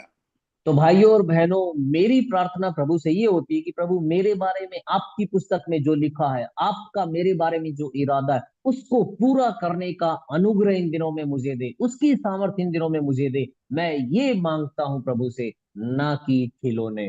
നിങ്ങളിൽ എത്ര പേർക്ക് എന്നോട് കൂടെ ഞാൻ ചിന്തിക്കുന്ന രീതിയിൽ ചിന്തിക്കുവാനായിട്ട് പറ്റും? സഹോദരങ്ങളെ, അങ്ങനെയുള്ളവർക്ക് കർത്താവിന്റെ അടുത്ത് യാചിച്ചാൽ കിട്ടും. അങ്ങനെയുള്ളവർ കർത്താവിനോട് മുട്ടിയാൽ അവൻ തുറക്കും. അങ്ങനെയുള്ളവർ കർത്താവിനോട് അന്വേഷിച്ചാൽ അവൻ തീർച്ചയായിട്ടും തന്ന് നമ്മെ മാനിക്കും. भाई और बहनों, आप में से कितने लोग मेरी तरह इस तरह से सोच सकते हैं? ऐसा व्यक्ति जब प्रभु से मांगता है तो उसको मिलता है, जब वो प्रभु को ढूंढता है तो वो पाता है, जब वो खटखटाता है तो उसके लिए खोला जाता है। 9ാമത്തെ വാക്യത്തിൽ നമ്മൾ വായിച്ചു, മകൻ അപ്പൻ ചോദിച്ചാൽ അവന് കല്ല് കൊടുക്കുന്ന മനുഷ്യൻ നിങ്ങളിൽ ആരുള്ളൂ? മീൻ ചോദിച്ചാൽ അവനെ പാമ്പിനെ കൊടുക്കുമോ? 9वें वचन में हमने पढ़ा, तुम में से ऐसा कौन मनुष्य है कि यदि उसका पुत्र उससे रोटी मांगे तो वह उसे पत्थर दे, या मछली मांगे तो उसे सांप दे। അങ്ങനെ ദോഷികളായ നിങ്ങൾ നിങ്ങളുടെ മക്കൾക്ക് നല്ല ദാനങ്ങളെ കൊടുക്കുവാൻ അറിയുന്നു എങ്കിൽ സ്വർഗസ്ഥനായ നിങ്ങളുടെ പിതാവ് തന്നോട് യാചിക്കുന്നവർക്ക് നന്മ എത്രയധികം കൊടുക്കും. अतः जब तुम बुरे होकर अपने बच्चों को अच्छी वस्तुएं देना जानते हो, तो तुम्हारा स्वर्गीय पिता अपने मांगने वालों को अच्छी वस्तुएं क्यों ना देगा।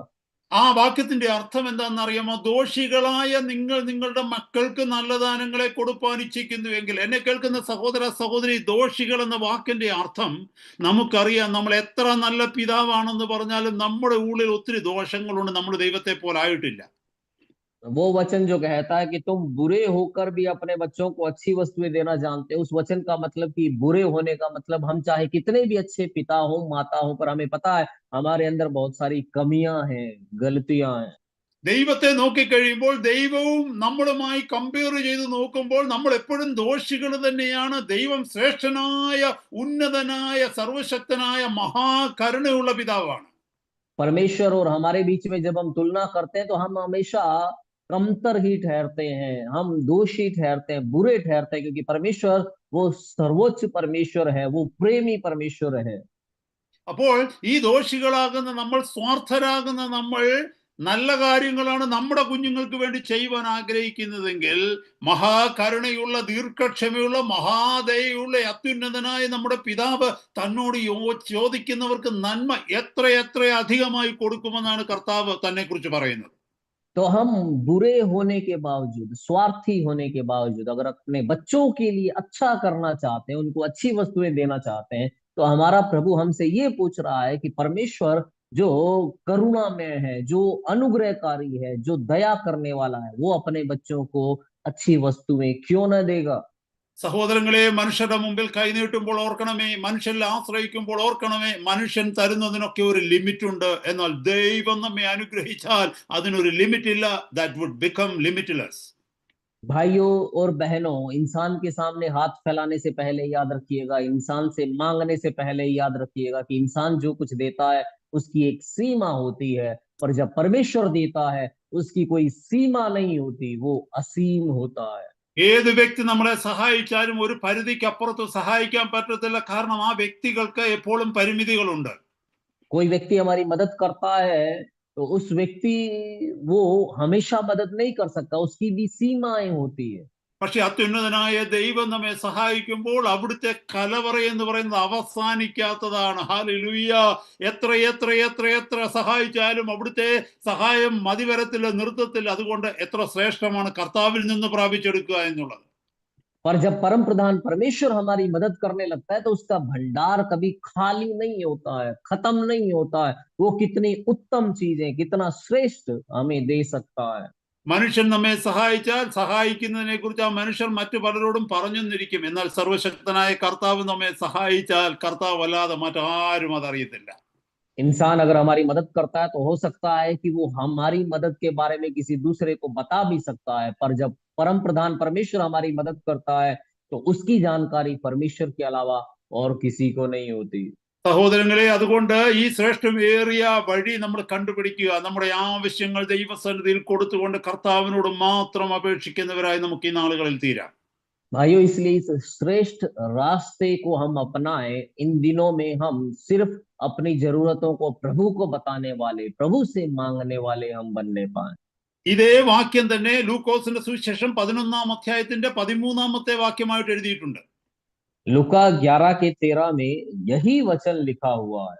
ഇവിടെ എഴുതിയിരിക്കുന്നു, ദോഷികളായ നിങ്ങൾ നിങ്ങളുടെ മക്കൾക്ക് നല്ല ദാനങ്ങളെ കൊടുക്കുവാൻ ഇച്ഛിച്ചാൽ അറിയുന്നുവെങ്കിൽ സ്വർഗസ്ഥനായ നിങ്ങളുടെ പിതാവ് തന്നോട് യാചിക്കുന്നവർക്ക് നന്മ എത്രയധികം കൊടുക്കുമെന്നാണ് ഇവിടെ എഴുതിയിരിക്കുന്നത്. यहाँ लिखा है कि जब तुम बुरे होकर अपने बच्चों को अच्छी वस्तुएं देना जानते हो तो तुम्हारा स्वर्गीय पिता अपने मांगने वालों को अच्छी वस्तुएं क्यों न देगा, ऐसा लिखा है। ഇവിടെ നന്മ എത്രയധികം കൊടുക്കുമെന്ന് എഴുതിയിരിക്കുന്നു. എന്നാൽ ലൂക്കോസിന്റെ സുവിശേഷം 11-ാം അധ്യായം 13-ാമത്തെ വാക്യത്തിൽ നന്മ എന്നതിന് പകരം പരിശുദ്ധാത്മാവിനെ എത്രയധികം കൊടുക്കുമെന്ന് എഴുതിയിരിക്കുന്നു. यहाँ पर अच्छी वस्तुएं लिखा है मत्ती में, पर लूका 11:13 में जब हम देखते हैं वहां अच्छी वस्तुओं की जगह लिखा है कि वो अपने मांगने वालों को पवित्र आत्मा क्यों न देगा। അപ്പൊ നമ്മളൊന്ന് ചിന്തിച്ചു നോക്കിയേ, നമുക്ക് ഇതിലേതാ നമുക്ക് ഏറ്റവും കൂടുതൽ ആവശ്യം? ഈ ഭൂമിയിലെ നല്ല വസ്തുക്കളാണോ നമുക്ക് വേണ്ടത്, അതോ കർത്താവിന്റെ പരിശുദ്ധാത്മാവിനെയാണോ നമുക്ക് ഏറ്റവും കൂടുതൽ വേണ്ടത്? तो आप सोच कर देखिए, इस धरती पर हमारी सबसे बड़ी जरूरत क्या है? क्या इस धरती की अच्छी अच्छी वस्तुएं या फिर प्रभु का आत्मा, परमेश्वर का आत्मा, क्या वो हमारी सबसे बड़ी जरूरत है इस दुनिया में? എന്നെ കേൾക്കുന്ന സഹോദരന്മാരെ, സഹോദരിമാരെ, കർത്താവ് നമ്മളെ ഓർമ്മിപ്പിക്കുകയാണ്, എന്തും തരുവാൻ തക്കവണ്ണം കർത്താവിന് മനസ്സാ. തന്റെ പുത്രനെ ആദരിക്കാതെ നമുക്ക് എല്ലാവർക്കും വേണ്ടി ഏൽപ്പിച്ചു തന്നവനാണ് സർവശക്തനായ പിതാവ്. അവനോട് കൂടെ സകലതും തരാതിരിക്കുമോ എന്ന് കർത്താവിന്റെ വചനം ചോദിക്കുന്നു. നമുക്ക് കിട്ടാത്തത് മുമ്പേ പറഞ്ഞതുപോലെ നാം അന്വേഷിക്കുന്ന രീതിയിൽ അന്വേഷിക്കാത്തത് കൊണ്ടാണ്. मुझे सुनने वाले भाई और बहनों, हमारा परमेश्वर हमें सब कुछ देने के लिए तैयार है। वचन ये कहता है कि अगर उसने अपने इकलौते पुत्र तक को हमसे नहीं रख छोड़ा तो वो और सब कुछ क्यों न देगा। वो देने के लिए तैयार है, पर बहुत बार हमें मिलता इसलिए नहीं है क्योंकि वचन जैसे पहले हमने देखा, हमारा जो मांगने का तरीका अलग है, इसलिए हमें कई बार मिलता नहीं है। അടുത്ത 5 മിനിറ്റിനുള്ളിൽ ദൈവവചനം നിർത്തുവാനായിട്ട് ഞാൻ ആഗ്രഹിക്കുന്നു. अगले 5 मिनट में मैं अपने वचनों को समाप्त करना चाहता हूँ। 12-ാമത്തെ വാക്യം വളരെ പ്രധാനപ്പെട്ട ഒരു വാക്യമാണ്. ഇതിനെ golden rule of the sermon on the mount എന്നാണ് അറിയപ്പെടുന്നത്. സെർമൺ ഓൺ ദ മൗണ്ടിലെ ഗോൾഡൻ റൂൾ എന്നാണ് ഇതിനെ അറിയപ്പെടുന്നത്. 12वां जो वचन है बहुत ही महत्वपूर्ण वचन है। इसे पहाड़ी उपदेश का स्वर्णिम नियम कहा जाता है। അത് എഴുതിയിരിക്കുന്ന വാക്യം നോക്കിയേ, മനുഷ്യർ നിങ്ങൾക്ക് ചെയ്യണമെന്ന് നിങ്ങൾ ഇച്ഛിക്കുന്നതൊക്കെയും നിങ്ങൾ അവർക്ക് ചെയ്യുവിൻ, ന്യായപ്രമാണവും പ്രവാചകന്മാരും ഇത് തന്നെ. वहां देखिए क्या लिखा है कि इस कारण जो कुछ तुम चाहते हो कि मनुष्य तुम्हारे साथ करें, तुम भी उनके साथ वैसा ही करो, क्योंकि व्यवस्था और भविष्यद्वक्ताओं की शिक्षा यही है। എന്താണ് ഈ ന്യായപ്രമാണവും പ്രവാചകന്മാരും ഇത് തന്നെ എന്ന് പറഞ്ഞതിന്റെ അർത്ഥം? ये व्यवस्था और भविष्यद्वक्ताओं की शिक्षा यही है, ये न्याय कहने का क्या मतलब है? ന്യായപ്രമാണവും പ്രവാചകന്മാരും എന്ന് പറയുന്നതിന്റെ അർത്ഥം ദൈവത്തിന്റെ തിരുവചനം എന്നാണ്, ദൈവത്തിന്റെ പ്രമാണം എന്നാണ് അതിന്റെ അർത്ഥം. व्यवस्था और भविष्यद्वक्ताओं का मतलब है परमेश्वर का वचन, परमेश्वर की व्यवस्था। അതിന്റെ അർത്ഥം എന്താണെന്ന് ചോദിച്ചാൽ, ഇതാണ് കർത്താവിന്റെ വചനം പറയുന്നത്, ദൈവം നമ്മളോട് ആജ്ഞാപിക്കുന്നത്, ആവശ്യപ്പെടുന്ന ഇതാണ്, മനുഷ്യർ നിങ്ങൾക്ക് ചെയ്യണമെന്ന് നിങ്ങൾ ആഗ്രഹിക്കുന്നത് നിങ്ങൾ അവർക്ക് ചെയ്യണം. इसका मतलब ये परमेश्वर का वचन, और परमेश्वर का वचन हमें ये आदेश देता है कि जो कुछ तुम दूसरों से चाहते हो, बिल्कुल वैसा ही तुम दूसरों के साथ करो, उनके साथ वैसा ही बर्ताव करो। നമ്മൾ എപ്പോഴും ആവശ്യക്കാരാ. മറ്റുള്ളവർ നമ്മളെ സ്നേഹിക്കണമെന്ന് നമ്മൾ ആഗ്രഹിക്കുന്നു, മറ്റുള്ളവർ നമ്മളെ അംഗീകരിക്കണമെന്ന് ആഗ്രഹിക്കുന്നു, മറ്റുള്ളവർ നമ്മളോട് കരുണ കാണിക്കണമെന്ന് ആഗ്രഹിക്കുന്നു. കർത്താവ് പറയുകയാണ്, മറ്റുള്ളവർ സ്നേഹിക്കണമെന്ന് നീ ആഗ്രഹിക്കുന്നെങ്കിൽ നീ ആദ്യം അവരെ സ്നേഹിക്കുക. മറ്റുള്ളവർക്ക് നിന്നോട് കരുണ കാണിക്കണമെന്ന് നീ ആഗ്രഹിക്കുന്നെങ്കിൽ നീ ആദ്യം കരുണ കാണിക്കുക. മറ്റുള്ളവർ നിങ്ങളോട് ക്ഷമിക്കണമെന്ന് നീ ആഗ്രഹിക്കുന്നുവെങ്കിൽ നീ ആദ്യം ക്ഷമിക്കുക. हम लोग हमेशा ये चाहते हैं कि दूसरे लोग हमारा आदर करें, दूसरे लोग हम पर दया करें, दूसरे लोग हमें क्षमा करें। परमेश्वर का वचन हमें ये सिखाता है कि अगर तू ये चाहता है कि दूसरे लोग तुझ पर दया करें, तो पहले तू दया कर। अगर तू चाहता है कि दूसरे लोग तुझे क्षमा करें, तो पहले तू उनको क्षमा कर। अगर तू ये चाहता है कि दूसरे लोग तेरा आदर करें, तो पहले तू उनका आदर कर। നമ്മൾ എപ്പോഴും ഡിമാൻഡിങ് ആണ്. നമുക്കെല്ലാവരും തന്നുകൊണ്ടിരിക്കണം, നമുക്കെല്ലാം കിട്ടണം, നമ്മളെ എല്ലാവരും നോക്കണം, നമ്മളെ അംഗീകരിക്കണം, എന്താ നമ്മളെ പ്രൊട്ടക്ട് ചെയ്യണം, എല്ലാം നമ്മൾ സെൽഫ് സെന്റേർഡ് ആണ്. All about me. കർത്താവ് പറയുകയാണ്, it is not that all about you, it is about them. What you expect others to do for you, do it for them. हम हमेशा ये चाहते हैं कि दूसरे लोग हमें स्वीकारें, दूसरे लोग हमारा आदर करें, हमारा सम्मान करें, हमें सुरक्षा दें, हमें संभालें, उनका ध्यान हम पर रहे, सब कुछ हम पर केंद्रित है, हम स्व केंद्रित है। लेकिन परमेश्वर कह रहा है सब कुछ आप पर केंद्रित नहीं है, ये उन पर केंद्रित है। जो कुछ तू चाहता है कि दूसरे लोग तेरे लिए करें, पहले वो सब तो उनके लिए कर। ദൈവത്തിന്റെ വചനം നമ്മൾ പരിശോധിച്ചു കഴിഞ്ഞാൽ ഇവിടെ കർത്താവ് പറയുന്നുണ്ട്, more blessed to give than to receive. കൊടുക്കുന്നതാണ് വാങ്ങിക്കുന്നതിനേക്കാൾ കൂടുതൽ ഏറ്റവും അനുഗ്രഹം. परमेश्वर के वचन को जब हम देखते हैं, वचन ये कहता है कि देना लेने से धन्य है। കർത്താവിന്റെ വചനത്തില് അപ്പോസ്തല പ്രവർത്തിക്കകത്ത് അപ്പോസ്തല പ്രവർത്തിക്കകത്ത് നമ്മൾ വായിക്കുന്നുണ്ട്. അപ്പോസ്തല പ്രവൃത്തി ഞാൻ അധ്യായത്തിലേക്ക് ഒന്ന് എടുക്കട്ടെ. അവിടെ എഴുതിയിരിക്കുന്നു, it is more blessed to give than to receive. प्रेरितों के काम में हम देखते हैं कि वहां लिखा है कि देना लेने से या पाने से कहीं ज्यादा धन्य है। അപ്പോസ്തല പ്രവൃത്തി 20-ാം അധ്യായത്തിന്റെ 35-ാമത്തെ വാക്യം. प्रेरितों के काम 20:35। അതിന്റെ സെക്കൻഡ് പാർട്ടിൽ ഇങ്ങനെ എഴുതിയിരിക്കുന്നു, വാങ്ങുന്നതിനേക്കാൾ കൊടുക്കുന്നത് ഭാഗ്യമെന്ന് കർത്താവായ യേശു താൻ പറഞ്ഞ വാക്ക് ഓർത്തുകൊള്ളുകയും വേണ്ടത് എന്ന് അവിടെ എഴുതിയിരിക്കുന്നു. वहां पर उस 35वें वचन के दूसरे हिस्से में आप देख सकते हैं कि प्रभु यीशु मसीह के इस वचन को स्मरण रखना अवश्य है, जो उसने आप ही कहा कि लेने से देना धन्य है। അതാണ് മറ്റുള്ളവർ നമ്മൾക്ക് ചെയ്യണമെന്ന് നമ്മൾ ആഗ്രഹിക്കുന്നത് നമ്മൾ അവർക്ക് കൊടുക്കണം. और यही ये वचन है जो कहता है कि जो हम दूसरों से चाहते हैं वो हम पहले उनके लिए करें।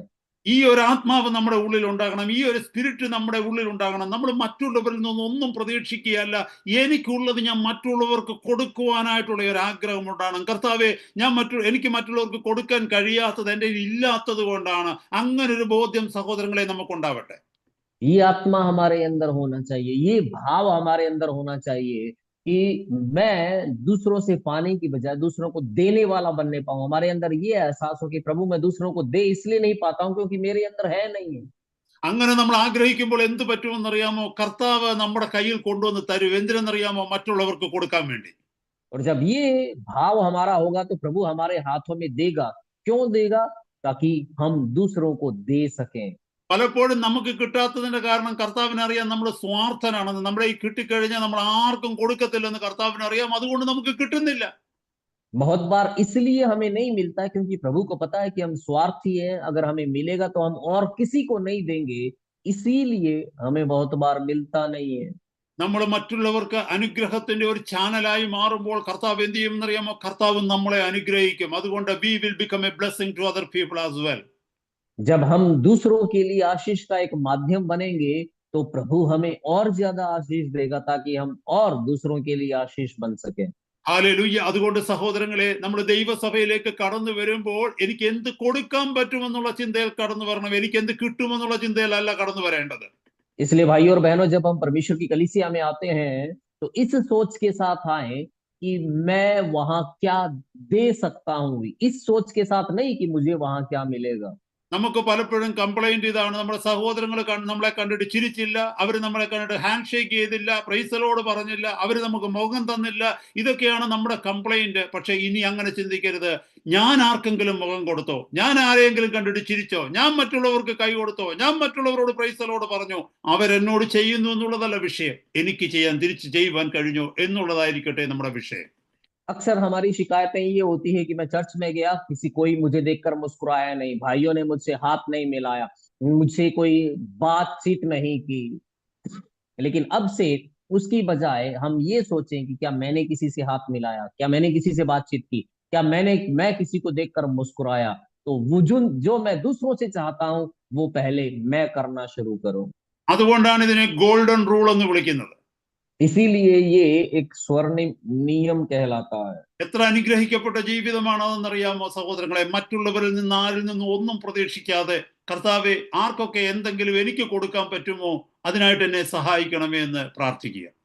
कितनी आशीषित जिंदगी है भाई और बहनों की, दूसरों से कोई उम्मीद रखे बिना हम दूसरों को देने की खोज में रहें, इस फिराक में रहें कि हम कैसे दूसरों को कुछ दे सकते हैं, और ഞാൻ ആ इसी വാക്യം भाव के साथ हम जिए। വായിച്ച് നിർത്തുകയാണ്. മനുഷ്യർ നിങ്ങൾക്ക് ചെയ്യണമെന്ന് നിങ്ങൾ ഇച്ഛിക്കുന്നതൊക്കെയും നിങ്ങൾ അവർക്ക് വേണ്ടി ചെയ്യുവിൻ, ന്യായപ്രമാണവും പ്രവാചകന്മാരും ഇത് തന്നെ. मैं उस वचन को पढ़कर समाप्त करना चाहता हूँ। इस कारण जो कुछ तुम चाहते हो कि मनुष्य तुम्हारे साथ करें, तुम भी उनके साथ वैसा ही करो, क्योंकि व्यवस्था और भविष्यद्वक्ताओं की शिक्षा यही है। നമുക്ക് കർത്താവിന്റെ സന്നിധി നമ്മുടെ തലകളെ വണക്കാം. हम अपने सिरों को प्रभु के सामने झुकाएंगे। പരിശുദ്ധ പിതാവേ, ഞങ്ങൾ അങ്ങയെ സ്തുതിക്കുന്നു. തന്ന നല്ല സമയത്തിനായിട്ട് നന്ദിയോടെ സ്തോത്രം. ശ്രേഷ്ഠമേറിയ പവിത്രമായ മനോഹരമായ ഈ പരിശുദ്ധ വചനത്തിന്റെ മുമ്പാകെ ഇരിപ്പാൻ കർത്താവ് ഞങ്ങളെ സഹായിച്ചല്ലോ. ഈ തിരുവചനം ഞങ്ങളുടെ ഹൃദയത്തിന്റെ ഉള്ളിൽ അങ്ങയുടെ ആത്മാവിനാൽ എഴുതണമേ കർത്താവേ.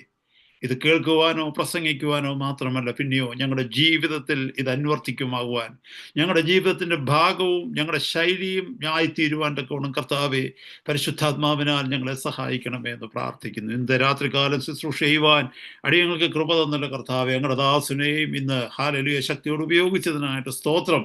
ദൈവവചനം ലളിതമായ രീതിയിൽ അങ്ങയുടെ ദാസിദാസന്മാർക്ക് പറഞ്ഞു കൊടുക്കുവാൻ തക്കവണ്ണം അങ്ങയുടെ ദാസനെ കർത്താവ് ബലപ്പെടുത്തിയല്ലോ. അടിയൻ അനുഗ്രഹിച്ച് പ്രാർത്ഥിക്കുന്നു കർത്താവെ.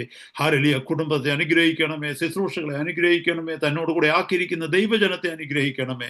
മുന്നോട്ടുള്ള കാലങ്ങൾ നിങ്ങളുടെ വരവ് താമസിക്കുന്നുവെങ്കിൽ ശക്തിയുള്ള ഒരു ആയുധമായി കർത്താവ് ഉപയോഗിക്കുമാറാകണമേ എന്ന് അടിയനങ്ങയോട് പ്രാർത്ഥിക്കുന്നു കർത്താവെ. ഈ മീറ്റിങ്ങിനെ അനുഗ്രഹിക്കണമേ. സണ്ണിപ്പാസിന് വേണ്ടി പ്രത്യേകം പ്രാർത്ഥിക്കുന്നു കർത്താവെ. നിങ്ങളുടെ കൃപ ധാരാളമായി ഞങ്ങളുടെ ദാസന്റെ മേലും പകരണമേ. കുടുംബമായി അനുഗ്രഹിക്കണമേ, ശുശ്രൂഷകളെ മാനിക്കണമേ എന്ന് പ്രാർത്ഥിക്കുന്നു. മറ്റു ദാസിമാരൊക്കെ ഇതിനോട് കൂടെ ആയിരിക്കുന്നില്ല, അവരെയൊക്കെ അനുഗ്രഹിക്കണമേ. പ്രത്യേകിച്ച് ഇന്ന് മീറ്റിംഗിലെ ഹല്ലേലൂയ ആരാധന ലീഡ് ചെയ്യുവാൻ്റെ ഞങ്ങളുടെ ദാസനെയും കർത്താവ് ഉപയോഗിച്ചല്ലോ കർത്താവെ. സമൃദ്ധിയായി പ്രതിഫലം കൊടുത്ത് മാനിക്കണം. ഞങ്ങളെല്ലാവരും അങ്ങയുടെ വഴികൾ അന്വേഷിച്ച് ഞങ്ങളുടെ സന്നിധിയിൽ താഴ്മയോടെ ജീവിപ്പാൻ, ഹല്ലേലൂയ സ്വർഗീയമായതിനെ കാക്ഷിപ്പാൻ, വിലയുള്ളതിന് വേണ്ടി അധ്വാനിപ്പാൻ ഞങ്ങൾക്ക് കൃപ തരണമെന്ന് പ്രാർത്ഥിക്കുന്നു. അങ്ങ് പ്രാർത്ഥന കേട്ടിരിക്കുന്നത് കൊണ്ട് സ്തോത്രം. യേശു കർത്താവിന്റെ പരിശുദ്ധ നാമത്തിൽ തന്നെ ആമേൻ. കർത്താവിന്റെ ദാസൻ പ്രാർത്ഥിച്ച് ആശീർവാദം പറഞ്ഞു. आइए हम अपनी आंखों को फिर से बंद रखेंगे, प्रार्थना करेंगे। पिता, हम आपका धन्यवाद करते हैं सच्चे समय के लिए प्रभु। धन्यवाद परमेश्वर, एक और मौका आपने हमें दिया प्रभु। धन्यवाद करते हैं आपके परमेश्वर सामर्थ्य वचन के लिए प्रभु, बहुमूल्य वचन के लिए प्रभु, जो हमारे लिए आपके दास के द्वारा आया प्रभु जी। धन्यवाद करते हैं आपके उस वचन के लिए प्रभु। प्रभु हम वो मांगे जो कीमती है प्रभु जी, हम वो मांगे जो स्थायी है प्रभु, जो इस दुनिया के बाद भी परमेश्वर बना रहने वाला है प्रभु, जो आपकी नजर में बेशकीमती है प्रभु। हम वो मांगने वाले बनने पाए प्रभु। हमारी इन दिनों में मदद कर परमेश्वर कि हमारी नजरें इस दुनिया की वस्तुओं पर नहीं प्रभु, पर आप पर टिकी रहे प्रभु, उस अनंत जीवन की ओर हमारी नजरें टिकी रहे प्रभु। हमारी मदद कर, सहायता कर परमेश्वर। आए हुए सब लोगों के लिए हम आपका धन्यवाद करते हैं, आपके दासों के लिए, दासियों के लिए, आपकी संतानों के लिए धन्यवाद प्रभु। ये वचन परमेश्वर हम सबके लिए एक बड़ी आशीष का कारण बनने पाए, और उसके साथ साथ जो हमने सीखा प्रभु कि जो हम दूसरों से चाहते हैं वो हम दूसरों के लिए करने वाले बनने पाए प्रभु। हमारी मदद कर परमेश्वर, ताकि हमारा परिवार एक खुशहाल जगह बनने पाए, हमारी कलीसियाएं एक खुशहाल जगह बनने पाए, जहाँ पे हर कोई प्रभु वो करे जो वो दूसरों से चाहता है परमेश्वर। हमारी मदद कर परमेश्वर कि हमारी कहानियां इन दिनों में बदलने पाए परमेश्वर, हमारे घर की, हमारे परिवार की, हमारी कलीसियाओं की प्रभु जी। परमेश्वर वहां के दृश्य बदलने पाए प्रभु जी। धन्यवाद करते हैं आपके दास के लिए जो सामर्थ्य वचन हमारे बीच में आया प्रभु। आपके दास को बहुत आयत से आशीष दे प्रभु, उनके परिवार को, सेवकाई को हम आपके हाथों में सौंपते हैं परमेश्वर। अपनी महिमा के लिए और भी इस्तेमाल कर परमेश्वर, बाकी आपके सारे दासों को, परिवारों को हम आपके हाथों में देते हैं प्रभु जी। धन्यवाद करते हैं, सबको हम आपके हाथों में समर्पित करते हैं। सारी प्रार्थनाओं को सुना, उत्तर दिया, धन्यवाद प्रभु। सारा आदर, सारी महिमा पिता हम आपको सौंपते हैं प्रभु यीशु मसीह के नाम से मांगते हैं, आमेन आमेन। अब पिता परमेश्वर का प्रेम, पुत्र यीशु मसीह का अनुग्रह और पवित्र आत्मा की संगति और सहभागिता हम सबके साथ प्रभु यीशु मसीह के दूसरे आगमन तक